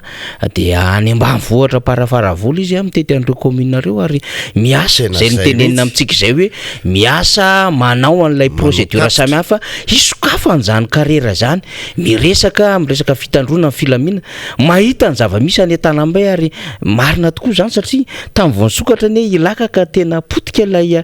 tovavy malagasy satria nisy volany vezivezy tao amin'le tanàna député Rabekijana dia lasa aingakaingana zany ny fisin'ireo sehatra samihafa dia zay le nanahirana ary reny tamin'izany fotoana andro koa tafiditra tao anatin'le fiparitahan le sida dia teo koa moa zany le saika nisy tsena nampela koa tany amin'izany ny toerana zany ka ny tsara ho fantatry ny vahoaka ihany aloha zany eo anatin'ny tony redevance minière tony zany député Rabekijana dia ny redevance minière dia calculena zany na kajina mifototra zany amin'ny pourcentage n'lay valeur de la production zany reo vokatra zay vokatra zany ka raha ny tokony izy zany zay redevance minière zay de tena tokony isitraka an'izay satria matanjaka be ny production miainga avy ao amin'izany karera nandilana zany ary raha ny fatapatatro raha ny tena izy ao anatin'ny tony redevance minière tony zany dia manodidididina any amin'ny 700 any hoany amin'ny recette fiscale dia avy amin'ny projet minier izay industriel zany eto Madagasikara dikan'izay zany ny fanjakana dia tena manana handraikitra mihitsy hanara-maso ny zavatra misy any toerana zany satria dia reny taxa samihafa ireny zany zay anaovana zay recouvrement zay ary isiny zay sehatra asa samihafa zay dia mampidi-bola amin'ny fanjakana fa mampiaina ihany koa le commune zay niresahanao teo satria raha mijery zany zao tsika anaovako fiverenana kely amina production industrielle na famokarana industrial amin'ny tontolo ny arena-kibon'ny tany député Rabekijana satria mety mba manofinofy an'izany koa andilana zay ao anatin'ny districtn'ny député Rabekijana dia eliminita zany any Fort Dauphin zay fiarah-miaso izy io amin'ny État malagasy représenté-ny ministre dia anisany tena manao ny ezaka ngeza be amin'ilay fampandrosoana anatin'le toerana misy azy ao ny nickel cobalt zay projet anambatovy ao anatin'ny faritry Moramanga zay tsy lavitra anareo zany dia sady manao usine de traitement izy no manao transformation zany nickel zany dia misy vola be azontsika ary Tomasina raha dia misitraka izany koa manamboatra ny commune sy ny lalana sy ny zavatra maro be ary nahazoantsika vola zany zay indrindra dia misy ihany koa reo autre projet zany zay ngeza be ny charbon de sakoa ny volamena eny betsika zay mbola misy lalam-bolamena enjana be zany betsika any ambily be zany ny any Maeva tanàna ny amin'ny Dabolava ny Ferransoalala na dia mbola tsy voatrandraka raha nahazona 100 millions de dollars ny bauxite atao Manatenina ny pétrole atao Bemolanga tompoko lasy tompoko vavy dia zany dia vola be ka maninona mo raha mba manofo ohatran'izany koa ny commune sy ny district anaparafara-vola misy anandilana de rariny sitriny zay tenin'ny solombavam-baoaka Rabekitsana zay mety amaraparana azy député Rabekitsana satria tena zava-dehibe mihitsy io resaka andilana sy carrière io sy ny fiainan'ny vahoaka alohan'ny idirana namantsika Mamy Rabendrina rehefa avy eo député Rabekitsana. Makasitraka namana faniry fa ny zavatra misy ange ary zay ny mampiay an'le vahoaka indrindra amin'ny district anaparafara-vola sy ireo mpitrandraka reo dia matao miay azy zany reo vahoaka hoe sao de ho alain'olo tokana wakaparen'olona vitsivitsy antokon'olo tokana antokon'olona roa io carrière io indrindrandrindra zareo anatin'ny fitondram-panjakana de tena miaya mihitsy zany reo vahoaka reo hoe ho alain'olona zay tsongombolo ao anivon'ny fitondram-panjakana io carrière io ka dia avy io za amateur ny anay sotra indrindra fa tena hoanzo masolom-bavam-bahoaka ny tena kosa de tsy anaiky mihitsy hoe ho alain'olona tokana na ho atao antokotokon'olona io carrière io fa de hoavy zay amin'ny angady sy niaro na rasana trika ho tonga am'izany tokoa fa dia eto moa de mbola miteny any indrindra ho an'ny ao ministère mine jerevo akaika ny redevabilité mandeha makany amin'io tanàna nandilana sy ny vahoaka zay miasa le valokasa sara le vahoaka zany ny tokony hojerena eritrereto namana faniry fa efa misy olona ary reo tompony lavaka reo efa nangady hatrany amin'ny 80 mètres 60 mètres efa mangady an'izany efa tsy latsaky ny 25 millions de francs ny vola lany vao mahazo any amin'ny kosy any amin'ny 60 mètres any enjany zany de nakato ny fitondram-panjakana le izy de raha vao tady azo le lavaka de avy am'izay ny force sy zareo tsongotsongona de maka le vaton'olona de eo mahatonga le sakorika sy le fatolona lava eo ka de le organisation ohatra zay zany ny tokony ho jeren'ny fitondram-panjakana any amin'ny faritra ao amin'ny préfecture sy zareo amin'ny service de mine indrindrandrindra reo police de mine eo eto koa de mbola miteny any ho an'ny commune Tanambe manokana zay ao ny tena toerana isiny ipetrahan'ireo mpividy vato sy mpanaovy business reo tokony jerena akaiky ny recensement an'ireo vahiny-reo indrindrandrindra reo ndresaka passeport sy ndresaka papierasy diplôme papierasy-ndreo fa tena misy zavatra tsy mikolla mihitsy indrindrandrindra ho an'ireo pibizina fa tokony ho jerena akaiky hoe ahoana ny fomba hitandrona ny resaka tsy fandripalemana satria nge rehefa tsy misy vato ary anina fakapanahy reo olona reo anao zavatra hafa marin'izay satria tsisy zavatra vidina tsisy vato vidina fiainana miakatra de zay nge mahatonga le ary ny zavatra mampatahotra rehefa misy de le foros tany de go le meneur efa tonga ao amin'ny tanàna Tanambe io sy any andilana de tena Sodoma sy Gomora tanàna reo fa tokony ndraisy ny fitondram-panjakana akaiky ny fitandroana ny tsy fandripalemana mikasika an'izay raha carrière zay tsy anao veloma ve député Rabekitsana aloha za fa tsy fantatra ndray rovina ndray voazy eto Miara Manonja miezaka ndray satria fa misy fandaminana ndraisinay solombavam-bahoaka de manao mba rotation sy le événement misy fa afaka amin'ny herinandro le tonga eto ihany fa dia mamerina fisaorana fian'ny fakatelemana namana fanira hiditra moa ny honorable député Mamy Rabendrina fa dia makasitraka indrindra tompoko ary manao veloma ho an'ny piain'ny Miara Manonja sy ny district sy ny vahoaka anatin'ny district Anaparavaravola fa de saotra tompoko. Eny ary kasitrahantsika ary dia omentsika lalana député Rabekijana ny amin'ny fiverenan'ny député Rabekijana eto zany dia mba maniritsika hoe efa mba hisy vaovao tsara hoentin'ny député Rabekijana na ny ao amin'ny fisokafan'ny kareran'andilana na ny amin'ny zava-misy ao an-tanambe zay mampitaraina ny député Rabekijana hoe tena potika le vahoaka satria dia lasa renivohitra kely zany ao zany ary ao zany ny fivezivezen'ny ireo mpandraraha sy ireo mpividy vato eo any koa nge ny misehatra arabary ny vokatra samihafa dia zany rehetrarehetra zany manaikitra ny solom-bavambahoaka mba ho atsipony tady eny Tandrokoniomby ho atsipony teny eny Ampomalala ary raha mbola tany misy fanjakana eto dia mba apetrao araka ny tokony izy ny zava-misy zay aina nylay vahoaka araka ny tokony izay. Efa eto akaiky eto député Mamra Bendrina rehefa mahita ny député Mamra Bendrina nareo dia manomboka mihazatra avy hatrany amin'ilay fanazavana araka ny lalàna zay tokony ho fantatra sy ilay manao relais an'ilay situation misy amin'ny akabe mihitsy zay misy mialerté eto Madagasikara dia député Mamra Bendrina tsarotsika tsara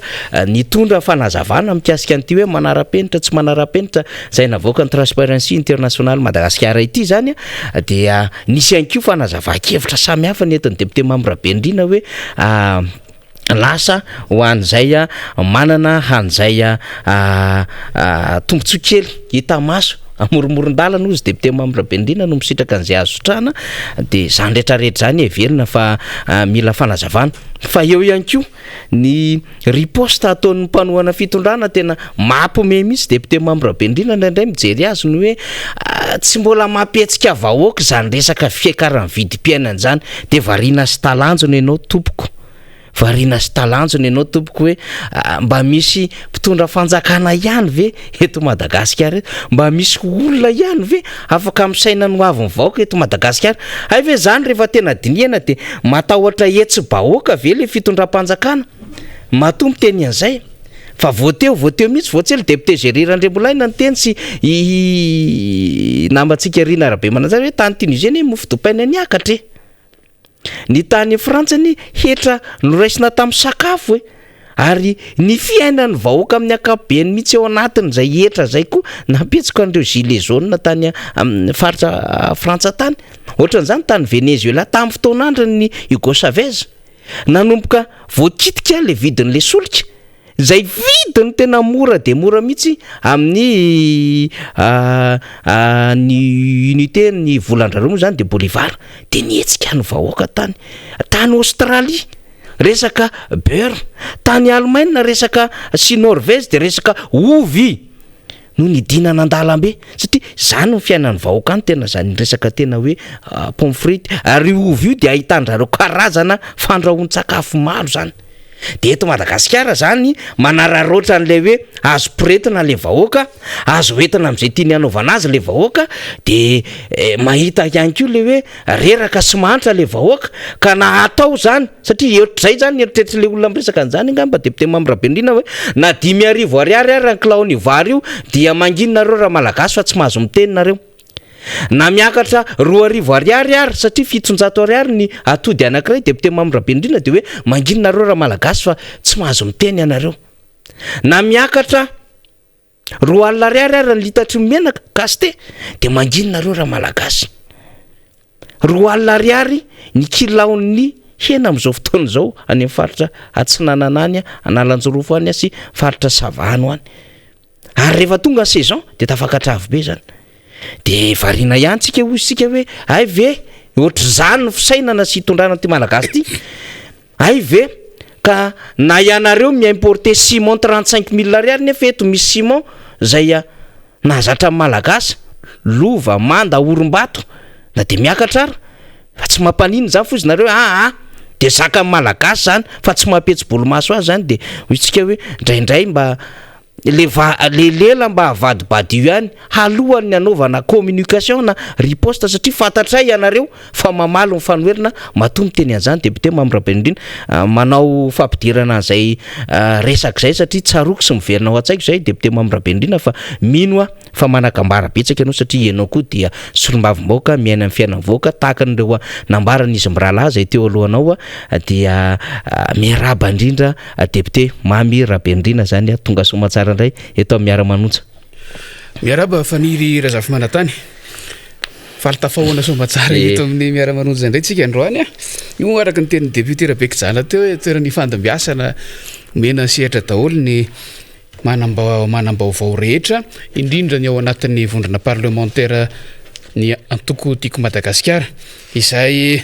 antopisin'ity fandarana Miara Manonja ity. Miaraba ihany koa ny manaraka ny fandarana rehetra araka ny fomba fiteniko matetika naiza misy anareo fianakaviam-be ray tsika ato anatin'ity fandarana sy amin'ity tolona iombonana ho an'ny firenena ho amin'ny tsaratsara kokoa hatrany indrindra ho an'ny hoavin'ny taranaka ity. Hoy ianao teo hoe nanao ina moa zany valikafatra nandefa valikafatra fitondram-panjakana na ny mpanohana ny fanjakana angamba maromarina kokoa ny amin'ny resaka zay nataontsika teto tato anatin'ny andro vitsivitsy afaniry tena namarika an'izany mihitsy hoe miaino antsika tsara mihitsy izy ireo fa zany hoe ahoana ry lazako azy ilay valikafatra lefany de somary araka ny teninao hoe mampiome satria ohatra zao tsika teto tamin'ny herinandro resaka le resaka remaniement iny le hoe eritreritra hoe mety anova gouvernement tanova ministre sy ny sisa resaka tsika teto hoe anisan'ny fototra iny ange ny fitadiavan-tseza anatiny ao anatin'ny zareo tena ny atoandro iny ny tolakandro iny de nanamafy ny vaovao avy any amin'ny ahilany fa tena nisy ilay atota taratasy ilay taratasy nanangonatsony izay nyrovitina raha ohatra ka ny vaovao ofisialy voaraitsika tena nisy le izy fa nyrovitina le izy fa mbola nao mafisina le hoe tokony ny avy amin'ny mpitolona no maka ny toeran'ny fahefanam-panatanteraka tsika nylazan'izay teto fa ora vitsy taorianany resahantsika le izy de no amin'ny mafisina le izy ary ny folohan'ny anteny miera-pirenena raha moa niditra tsy etra mihitsy tao anatin'ilay resaka tamin'ny alalan'ny fifampiresahana tamin'ny mpanao gazety tamin'ny herinandro iny fa nyresaka o temo mikasika an'ilay tenin'ny tompon'andraikitra ray ny anivon'ny fiadidinan'ny repoblika izay ny teny hoe tsy mahataitra ny vahoaka zay ngamba no azotsika andikana azy tsy tena zay koa reo voambolana nampiasainy fa zay no azotsika andikana azy hoe raha zay fisondrotry ny vidim-piainana i raha zay tsy fahatakaran'ny vahoaka ny fiainana amin'ny andavanandro mbola tsy ampy ozy tsy ampy ietsehan'ny vahoaka sy ieritreretana fionganan'ny fanjakana de lasa ny saitsika hoe le fomba fijery marina samy manany azy ve sa nisy fomba nisy analyse fa makafakany zay keo nahitantsika hoe asa raha hitany sasany hoe lay vahoaka koa nge efa tena mipepona tanteraka efa tena vizanina tanteraka tao anatin'izay 12 taona faran'izay fa indrindra ilay fotom-pisainana nitondrana le fanjakana mihitsy nitondrana le vahoaka no tena hafa de ozy aho hoe indray mandeha gaga fanondrony mbola zentana fa fanotelony amin'izay de ozy aikosa ilay fotokevitra sy lay tanjona tratraran'le fitondram-panjakana mihitsy no hafa noho ny antenain'ny vahoaka satria voatsy ela koa tsika ny naheno avy amina vavana tompona andraikitra ambony anankiray any anivon'ny fiadidinan'ny repoblika ny teny hoe fangamo ny vahoaka manantena fa ny asan'ny fitondram-panjakana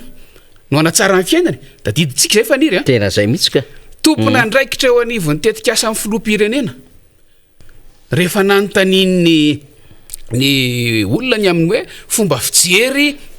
ny tombanezaka amin'ny asa vita amin'ny fanjakana amin'izao de nirona nakany amin'ny tsy fiatezan-javatra ny le tombanezaka zany nampiseho fa miasarotra amin'ny fiainana nampiseho fa tsy misy mangirana mihitsy ho an'ny vahoaka ary indrindraindrindra memtotongana memtotongana miohatra tamin'ny tany aloha dia zao no nitenen'ilay tale général tamin'izay fotoan'izay hoe fangamo ny vahoaka manantena fa ny fitondram-panjakana no anatsara ny fiainany ilay notion mihitsy tsy mitovy ilay tanjona mihitsy tsy mitovy inona ny ilan'ny vahoaka ny fitondram-panjakana dia tsy gaga koa tsika raha nisy fotoana indray mandeha na enitsika talohany zany zay le teneniko hoe indray mandeha indroa intelo na nisy ataontsika resaka vazivazy ilay izy fa mety ho marina tany ambadika tany hoe ity tsy fanjari-tsakafo ty ingy dia zo fototra nisy azela tsy diso malnutrition ia dia mbola tsy gagitsika rehefa nandeha reny famakafakana sy fanaovana tombana ezaka isan-karazany reny dia tonga amin'izao zava-misy zao eto Madagasikara zany hoe ireo le ekipa mitantana ny firenena mihitsy zany no efa tena afa raha samy an'ny mpitondra tokony hipetraka ho fotom-pisainan'ny mpitondra no fotom-pisainana hitondrany an'le firenena tamin'ny voalohany aho mbola nieritreritra ihany hoe disodiso kely na hoe vavalatsaka sisy fa zao dia tena resy lahatra hoe lay tanjona mihitsy tsy mitovy lay zavatra andrasan'ny vahoaka sy ilay fototra isin'ny fitondram-panjakana mihitsy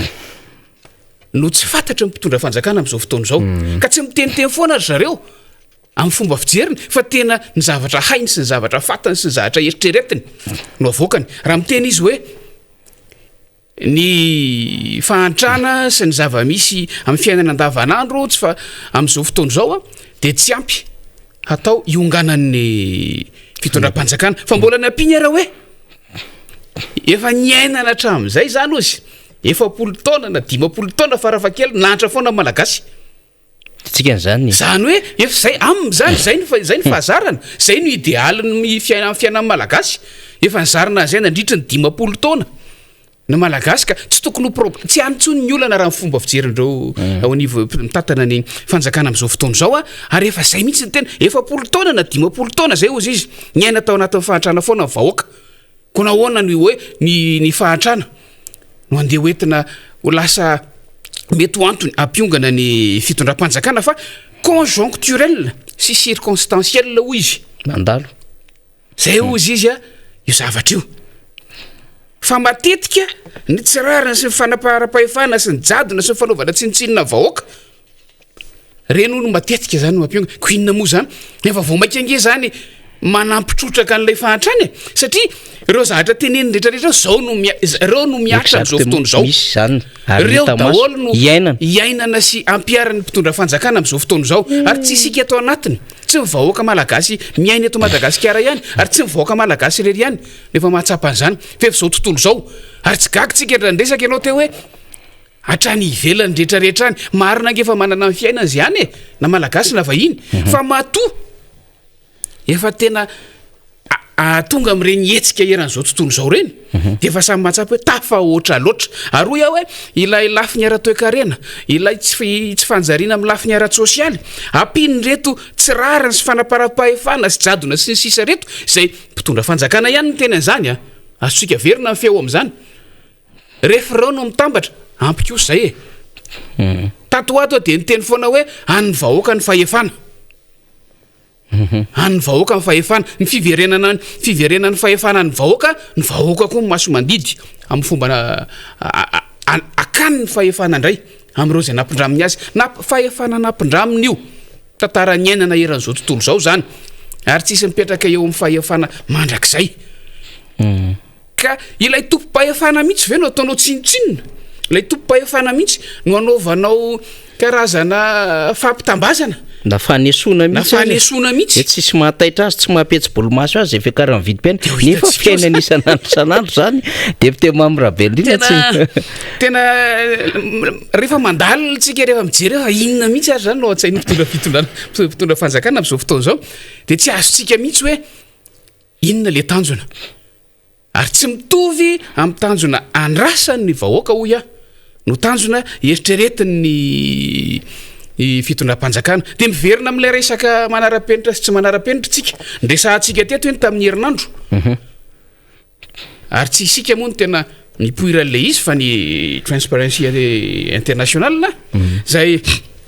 namoaka ny fa ifanadiadiana zay nataony de nandefa valikafatra koa ny avy any fitondram-panjakana nampiasaina daholo na zao hoe tompona orinasa sy ny sisa na malina an'le izy fa de tonga am'le teninao teo ihany hoe tena mampiome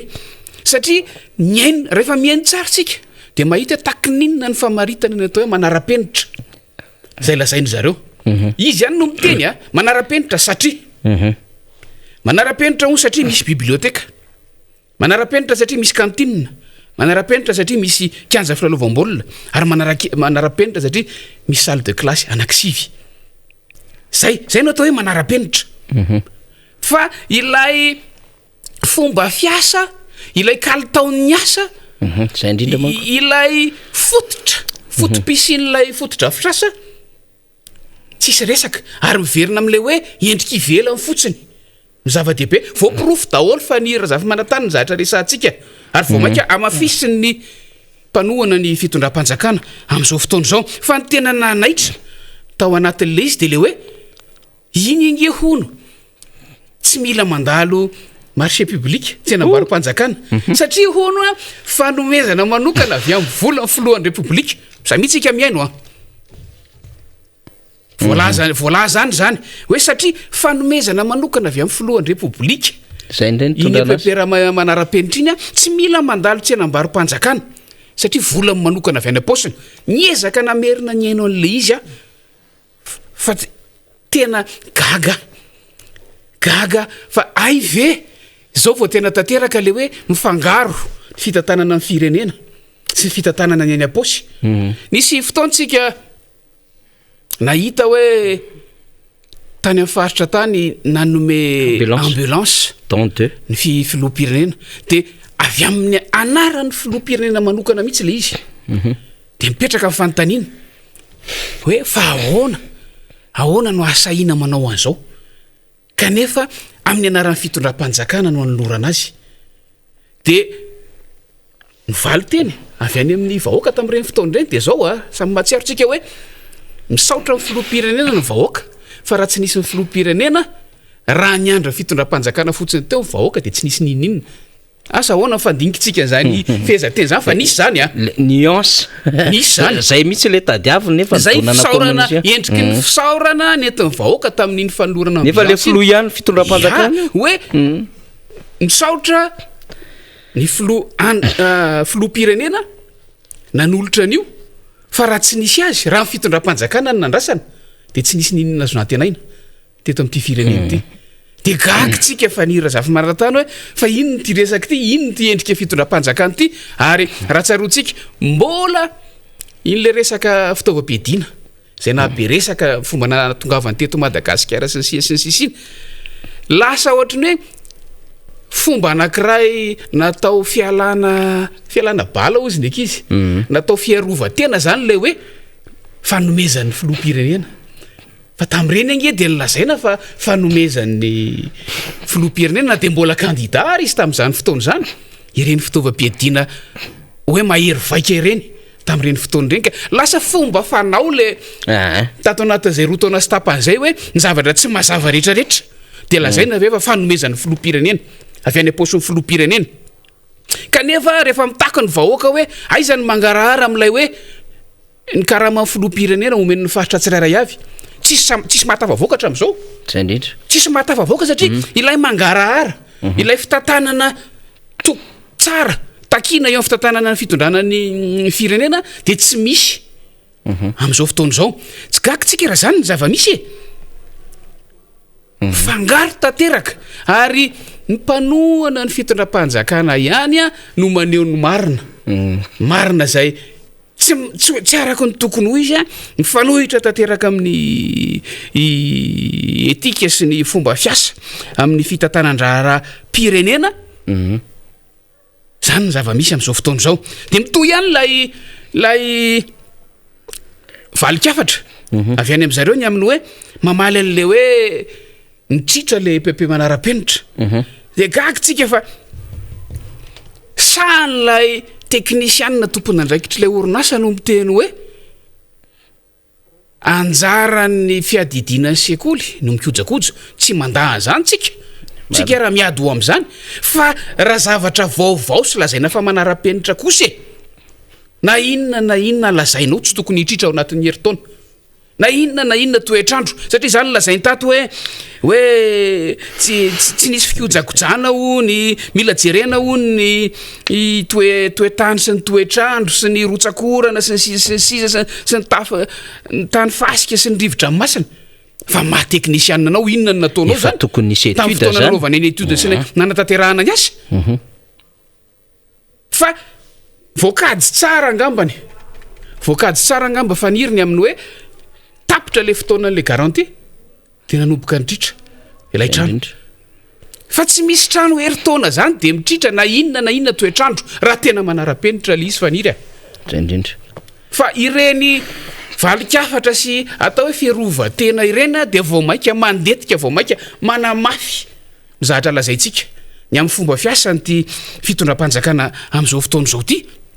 ary sika mahalala fa tsy adala ny vahoaka ka ho resy lahatra amina zavatra manidina be fotsiny ohatran'ireny fa dia samy miomana zany tsika rehetrarehetra samy miomana zay nahazo an'ireny fotodrafitrasa lazaina fa manara-penitra ireny fa santiona ny zavatra nitrangy ny tany tomasiny iny ary samy miomana fa any amintsika tompona andraikitra any fotony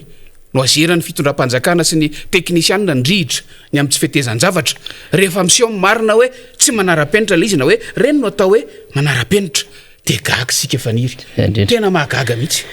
ny tsaroko député Mamy Rabenrina tamin'ny andron'ny président Ravalomanana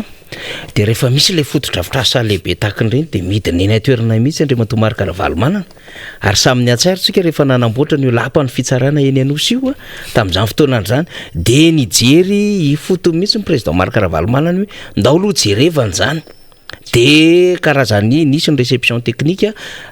amin'ny mialoha ny amin'ny tena handaminana sy andraisana ofisialy an'ireny dia teo ny teny Flora Ravalomanana hoe tena mbola tsy mety zao jerevo tsara fa tsy ohatran'izao ny eritreretina satria volam-panjakana no nylaniana tamin'tony ohatr'izay nge le andraikitra le mpitondra fanjakana manara-maso an'le raharaha ary raha ny teny Transparency International Initiative Madagasikara dia hoe ohatra misy trangana kolikoly io raharaha io toatran'izay mihitsy ny fanazavany député Mamy Rabenrina dia nefa fantatsika tsara ny nananganana n'ilay lutte anti-corruption dia hoe eo aloha zany le bianco le organisme zay miratasy amin'ny présidence fa eo ihany koa le nananganana n'le ARMP na autorité de régulation des marchés publics mba hahafahana mahazo ny tsenam-bary-panjakana dia misy an'izany ARMP zany dia misy le service de renseignement financier la SAMFIN zany ange no ahafahana miady amin'ny kolikoly dia raha mijery zany tsika amin'ity EPP manara-penitra ny teneny député Mamy Rabenrina sy ny Transparency International ity zany dia hoe tsy voatery nanaraka an'izany fa vadika fanomezana le izy dia eo ihany tsika no mantena an'le hoe fa inona moa no nanongananareo any Andriamatoa Marika Ravalomanana teny amin'ny 13 mai tsy nilazainareo fa eo ny monopolisation sy mifampifangarona ny fitantanana ny orinasa sy ny raharam-pirenena dia nyteo ihany indray zany miverina zany zay hoe mivavany tsy atao be fa mamerina azy ny sarotra dia io afangarinareo indray ny raharam-pirenena sy fitantanana n'ilay olon-tsotra zay mitantana amin'izao fotoana izao zay nge no mahatonga ny olona hoe le zavatra teneninareo dia tsy lôzika ny zavatra ataonareo amin'izao fotoana izao ka zany rehetrarehetra zany matoa zany ampitsaivona dia mba hahatongatonga sainanareo hoe eneno ihany le feo le niteneninareo dia mba hahafahanareo mibalize le zavatra ataonareo fa manjary mampimely izy ka tsika eto Miara Manonja moa dia milaza an'izany mba ho fantatry mivoaka député Mamy Rabenrina zava-misy ipoirany ireny resaka rehetra ireny moa amin'izao fotoana izao dia ilay ataontsika hoe tetiandro e calendrier rotaona sy tapankatroka tamin'mpiherinandro ity no nijoroanyity fitondram-panjakana ity dia manao évaluation manao tombanezaka ny rehetrarehetra mbola tsy nisy azo angamba faniratra amin'izay no hoe tena miezaka manao tombanezaka ny rafi-piarahamonina rehetra rehefa tsy mahay manao tombanezaka na ny auto évaluation ny mpitondra fanjakana dia ny rafi-piarahamonina rehetra miaingany amin'ny vahoaka tsy rairay no manao an'le tombanezaka fa tsy nisy nieritreritra an'izany misy matetika any amin'ny taona fahaefatra any vao samy rotoroto hoe inona sy inona vita inona tsy vita fa matoa miezakazaka ny tsirairay a mampiseho an'le izy de samy mahatsapa fa tena tsy mandeha amin'ny alehan'le izy hanika hitantsika hoe ny entin'ny mpanohana ny fitondram-panjakana tatoato indrindra tamin'ity herinandro ity hananana endrika izany anatsarana n'le endriky ny fitondram-panjakana de zavatra maniditsidina sisa lazaina hoe voaray tsara ny filoham-pirenena tany velany inona ny idirany any velany fandraisana ny filoham-pirenena ny any velany amin'ny asa vita teto Madagasikara rehetra ny rotaona sy tapany hoe voaray tsara ny filoham-pirenena tany velany tsisy nanontany an'izany inge adidin'ny fitondrana koa zany satria manana statut ana président de république ary fenitra iraisam-pirenena zany fa tsisy nanontany an'izany samy mahita an'izany amin'ny vaovao raha ohatra ary samy manana ny fomba fijeriny an'izany de ny hoe ilay fivorian'ny IDF tamin'ny herinandro lasa ino zao no lasa dradradradraina be hoe nahavita ny ady famatsim-bola iombonan'ny continent ray manontolo ange iny ary tsy Madagasikara no niady an'iny tsy Madagasikara rery no niady varotra ny amin'ny famatsim-bola ao Madagasikara fa mpamatsy vola ny miantso mpamatsy vola ny miantso hoe io misy zavatra vonona ary mpamatsy vola no laza hoe atytsika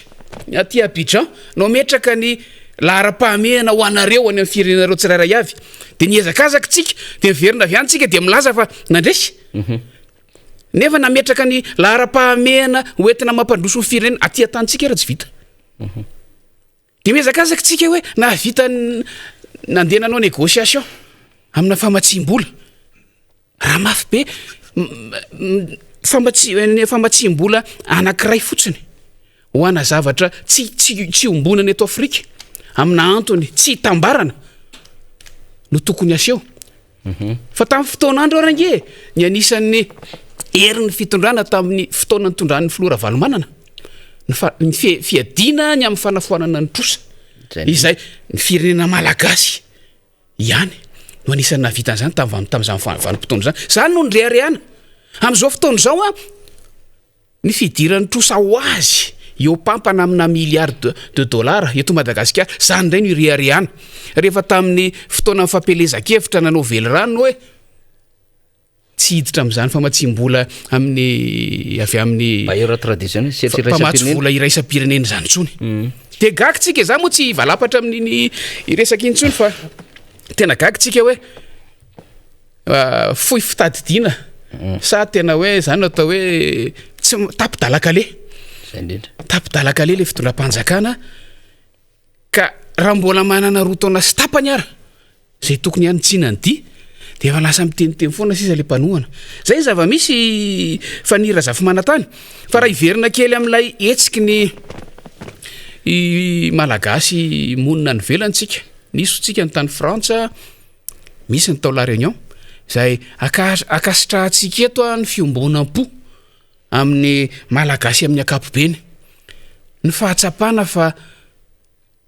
tsy miady rery tsy avela iady rery ny malagasy aty atoerana ny fahatsapana fa marina ny zavatra takin'ny mpanohitra sy ny malagasy za efa samy teny fa malagasy maro anisa aty atoerana amin'izao fotoana zao reny a mino sika fa reny nanainga an'ireny namana piray tanindrazana piray raha amintsika ireny naiza misy azy a de miara mirona miara manonja amintsika amin'ilay tolona zay atao mba anatsarana ny fiainana reny no hitantsika fa hay azo atao a ny maneho hevitra kahalalahana naiza reny no manamafy ny zavatra lazaintsika teto fa eran'izao tontolo zao amin'ny tany tena mandala ny demokrasia de misy izany toerana na espasy anankiray zany espasy civika moa ilazana azy indraindray a kianjan'ny demokrasia izy teto amintsika nisy fotoana misy ny toerana zay natokana ho am'ireny ka rehefa manaja n'izay toerana sy manaja indrindra andaminy ao anivon'ilay firenena izay ianao de tsisy manelingelina ianao fa malalaka ao anaty fahalalana tanteraka milaza le izy fa zava-misy aty amintsika ary zay nefa dradradradray ny RMDM efa nolazay ny filohan'ny RMDM Andriamatoa Ravalomanana hoe omeo anay itoerana sahazanay mpanohitra ny kianja mihitsy io zany ahafahanay maneho hevitra omeo mpanohitra zany mba tsy hoeny amin'ny trottoir no aneho hevitra mpanohitra mba tsy hiverina ny tany aloha izay fatatsika fa ny afara tamina zavatra isan-karazany tsy de mety mbola maneho amintsika zany ireny etsika nataon'ny malagasy tany ivelany ireny hoe mitombona hatrany a ny fangatahantsika hatramin'izay ary tokony homenatra eo anatrehan'ireny ny fitondram-panjakana izay raha vao mahita mitangorongorona kely fotsiny aty na de fivorim-pianakaviana fotsiny aza de efa tsy azo atao hanika mandraky ty ny androany lazaina fa resy mivalana retina nefa ny fifamorovoriana mbola ferana zany hoe mbola rarotina ihany ilay sisana valana retina raha tena resy tokoa ilay valana retina samy manana fomba fijeritsika koa tsika samy mahita zava-misy anivon'ny fiarahamonina fa ireny rehetrarehetra ireny zany milaza hoe diso matahotra vahoaka loatra ity fitondram-panjakana ity satria fatan'ny herim-bahoaka fa niry fatan'ny herim-bahoaka zay nampiasainy tamin'ny tsy tokony nampiasana azy tamin'ny fotoanandro ka raha tonga ny fotoana ampiasan'ny vahoaka an'izany amin'ny tokony ilana azy amin'izay de fatany hoe inona ny zavatra miandry atsika menakavy ao anatin'izay ka ireny etsika nataon'ny malagasy any velany ireny zay isorantsika ao a de nahitantsika hevitra hafa mihitsy ndraiky io a ny azy efa lasa lavitra efa repoblika fahadimy a efa repoblika fahadimy ny resaka am'ireny izay raha fakafakaitsika hoe inona moa ny ao anatin'izany tena fiovana hatrany amin'ny fotony ka hatrany amin'ny faratapony mihitsy zany hoe ny rafim-piarahamonina ny rafitra hitondrana ny firenena eto Madagasikara mihitsy no mila amboarina hatrany amin'ny faratapony ka hatrany amin'ny farany ambany a hatrany amin'ny lalam-panorenana ka hatrany amin'ny rafitra hitondrana ny firenena rehetra mba hahafahana manatsara fa raha tsy zay hoy zareo de tsisy antenaina mihitsy ato amin'ity firenena ty maromaro moa zavatra lazainy hoe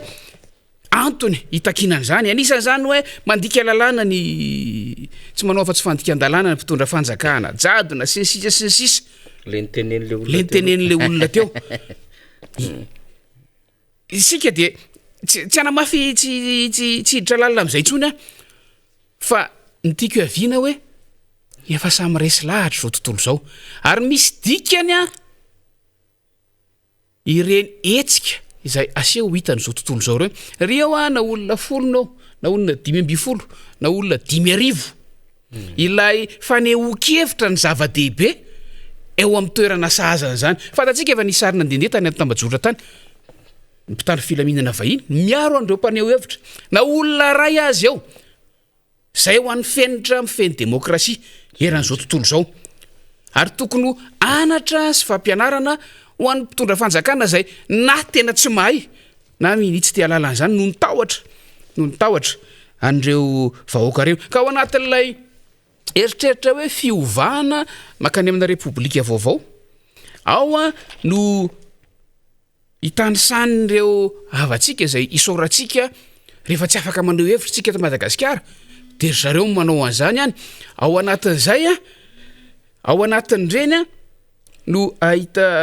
ahitantsika no hoe azo atao tsara ireny fanehoan-kevitra ireny ary ny tena nanaitra tao anatin'le izy zay saika adininy mpiteny tatoato de ilay fitsarana ny mpanonga-panjakana tamin'izany fotoana izany ahitana ny tena marina fantatsika fa eran'izao tontolo zao rehefa misy ny zahatra ohatr'izany a mandeha moramora any de inina takonana indraindray arakaraka ny zava-misy eo fitondrana fa ireny a ny tantara tsy fanadino ary marina tsy maintsy tadiavina fa nangatahanyireo malagasy namatsika ny velany a ny firisoana maka amin'ny fitsarana sy ny fitadiavan'ny marina tamin'ireny zavatra nitranga teto Madagasikara ka nanimba ny fiainan'ny malagasy tamin'ny taona 2024 ireny zany hoe fanovana amin'ny atsipriany sy hatrany fotony ny politika hitondrana ny fitantanana raram-panjakana eto Madagasikara mihitsy zany miresaka zay politika zay tsika anisan'ny zavatra nyainana sy ny resahana foana tato anatin'ny 20-30 taona teto Madagasikara io resaka décentralisation io fitsinjaram-pahefana zay no eritreretina hoe ahafahana miroso maka mitsaratsara kokoa hatrany a ary sahaza ny zava-misy eto Madagasikara na ara-geografia io na ara-toekarena io na ara-tontolo iainana io sy ny sisa fa ny zavatra hitatsika tato ato a de mikorosofahana ary miemotra tanteraka ny fampiarana an'io ary mifanitsy porofoiny lay tsy fanajana ny lalam-panorenana. Inona no zava-doza izay ao ambadika io zavatra io? Fatatsika tsara fa fampivangongona fahefana amina olona anankiray na amin'ny rafitra anankiray dia tonga amin'izao zava-misy iainantsika izao. Tonga amin'ilay ataontsika hoe kitrano an-trano, tonga amin'ilay ataontsika hoe kolikoly, tonga amin'ilay ataontsika hoe fifangaroam-pahefana sy fifangaroana andraikitra zay vao nresahantsika teo. Ny tiako aviana dia tsy gagitsika raha tatoato tamin'ity fitondram-panjakana ity dia miala amin'ilay fampiarana ilay tena fitsinjaram-pahefana ny fitondram-panjakana satria midika izany fa ny tanjony dia ho any amin'ilay kitrano an-trano, ny tanjony dia ho any amin'ilay fampifangaroana ny fitondram-panjakana ka raha manendry mpitantana ny faritra tsy olom-boafidy no vaina mihitsy moa ny anarana natao hoe gouverneur tamin'izany fotoana tamin'ny fiandohany ty fitondrana ity. Raha nanao tery vaimanta tamin'ireny tamin'ny alalan'ny fandikanany lalam-panorenana ny fitondram-panjakana dia hoy aho hoe efa finiavana mihitsy ireny hitsipaka ilay endrika fitsinjaram-pahefana eny amin'ny ambaratonga-pitondrana tsirairay avy satria mifantatsika amin'izao fotoana izao olom-boatendry no mitantana ny fahefana mpanatateraka eny anivon'ny faritra ary tsy misy ny fahefana mpanapa-kevitra eny anivon'ny faritra. Eny anivon'ny commune mbola maro ary tsy mbola nisy ohatran'ity fa ny fahatarana mbola maro ireo commune tsy manana olom-boafidy ary vao mainka any lalàna mifendry fitsinjaram-pahefana lovaina mba ampihemorana hatrany ny fanatanterahana famenoana ny reny toerana reny olom-boafidy reny amin'ny alalany fifidianana any amin'ireny toerana ireny reny rehetrarehetra reny fanira zafa manatany dia mana-pirofo fa tsy misy finiavana iroso amin'ny fampandrosoana mihitsy, tsy misy finiavana iroso any amin'ilay tena politika sahaza ny firenena mihitsy fa vao mainka mihemotra ary vao mainka hitatsika mihitsy fa fehezon'olo tokana i Madagasikara miala any amin'ny filoham-pirenena izay mitarika amin'ny filan-kevitra minisitra manendry ny mpitantana amin'ny faritra tsy misy afa-tsy ny commune zay nahavita fifidianana ihany angesisa zany zay sisa endriky ny fitsinjaram-pahefana eto Madagasikara gaga vetsika raha mandeha ny raharaha eny ary zay fanazavana nentin'ny solomamoaka Mamirabenrina teo zay dia mahafitana ny zavatra tokony ho fantatry ny be sy maro ny vahoaka dia hoe tsy tokony andriandry manana retiny ty vahoaka malagasy ty ary tsy tokony andriandry manandraha tsika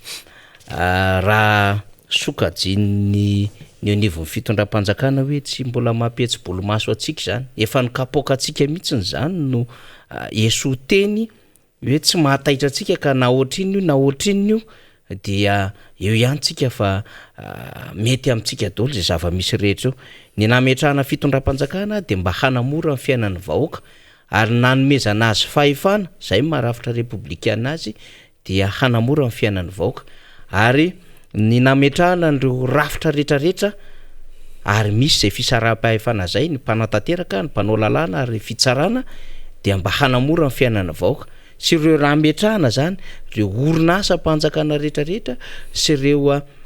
sokajina andraikitra rehetrarehetra mifandray amin'ny fanjakana zany na organisme ratasy dia hanamora ny fiainan'ny vahoaka sy ireo service public rehetrarehetra zay manome hasa sy asiny vahoaka malagasy dia hanamora ny fiainan'ny vahoaka ka raha misy miteny hoe tsy natao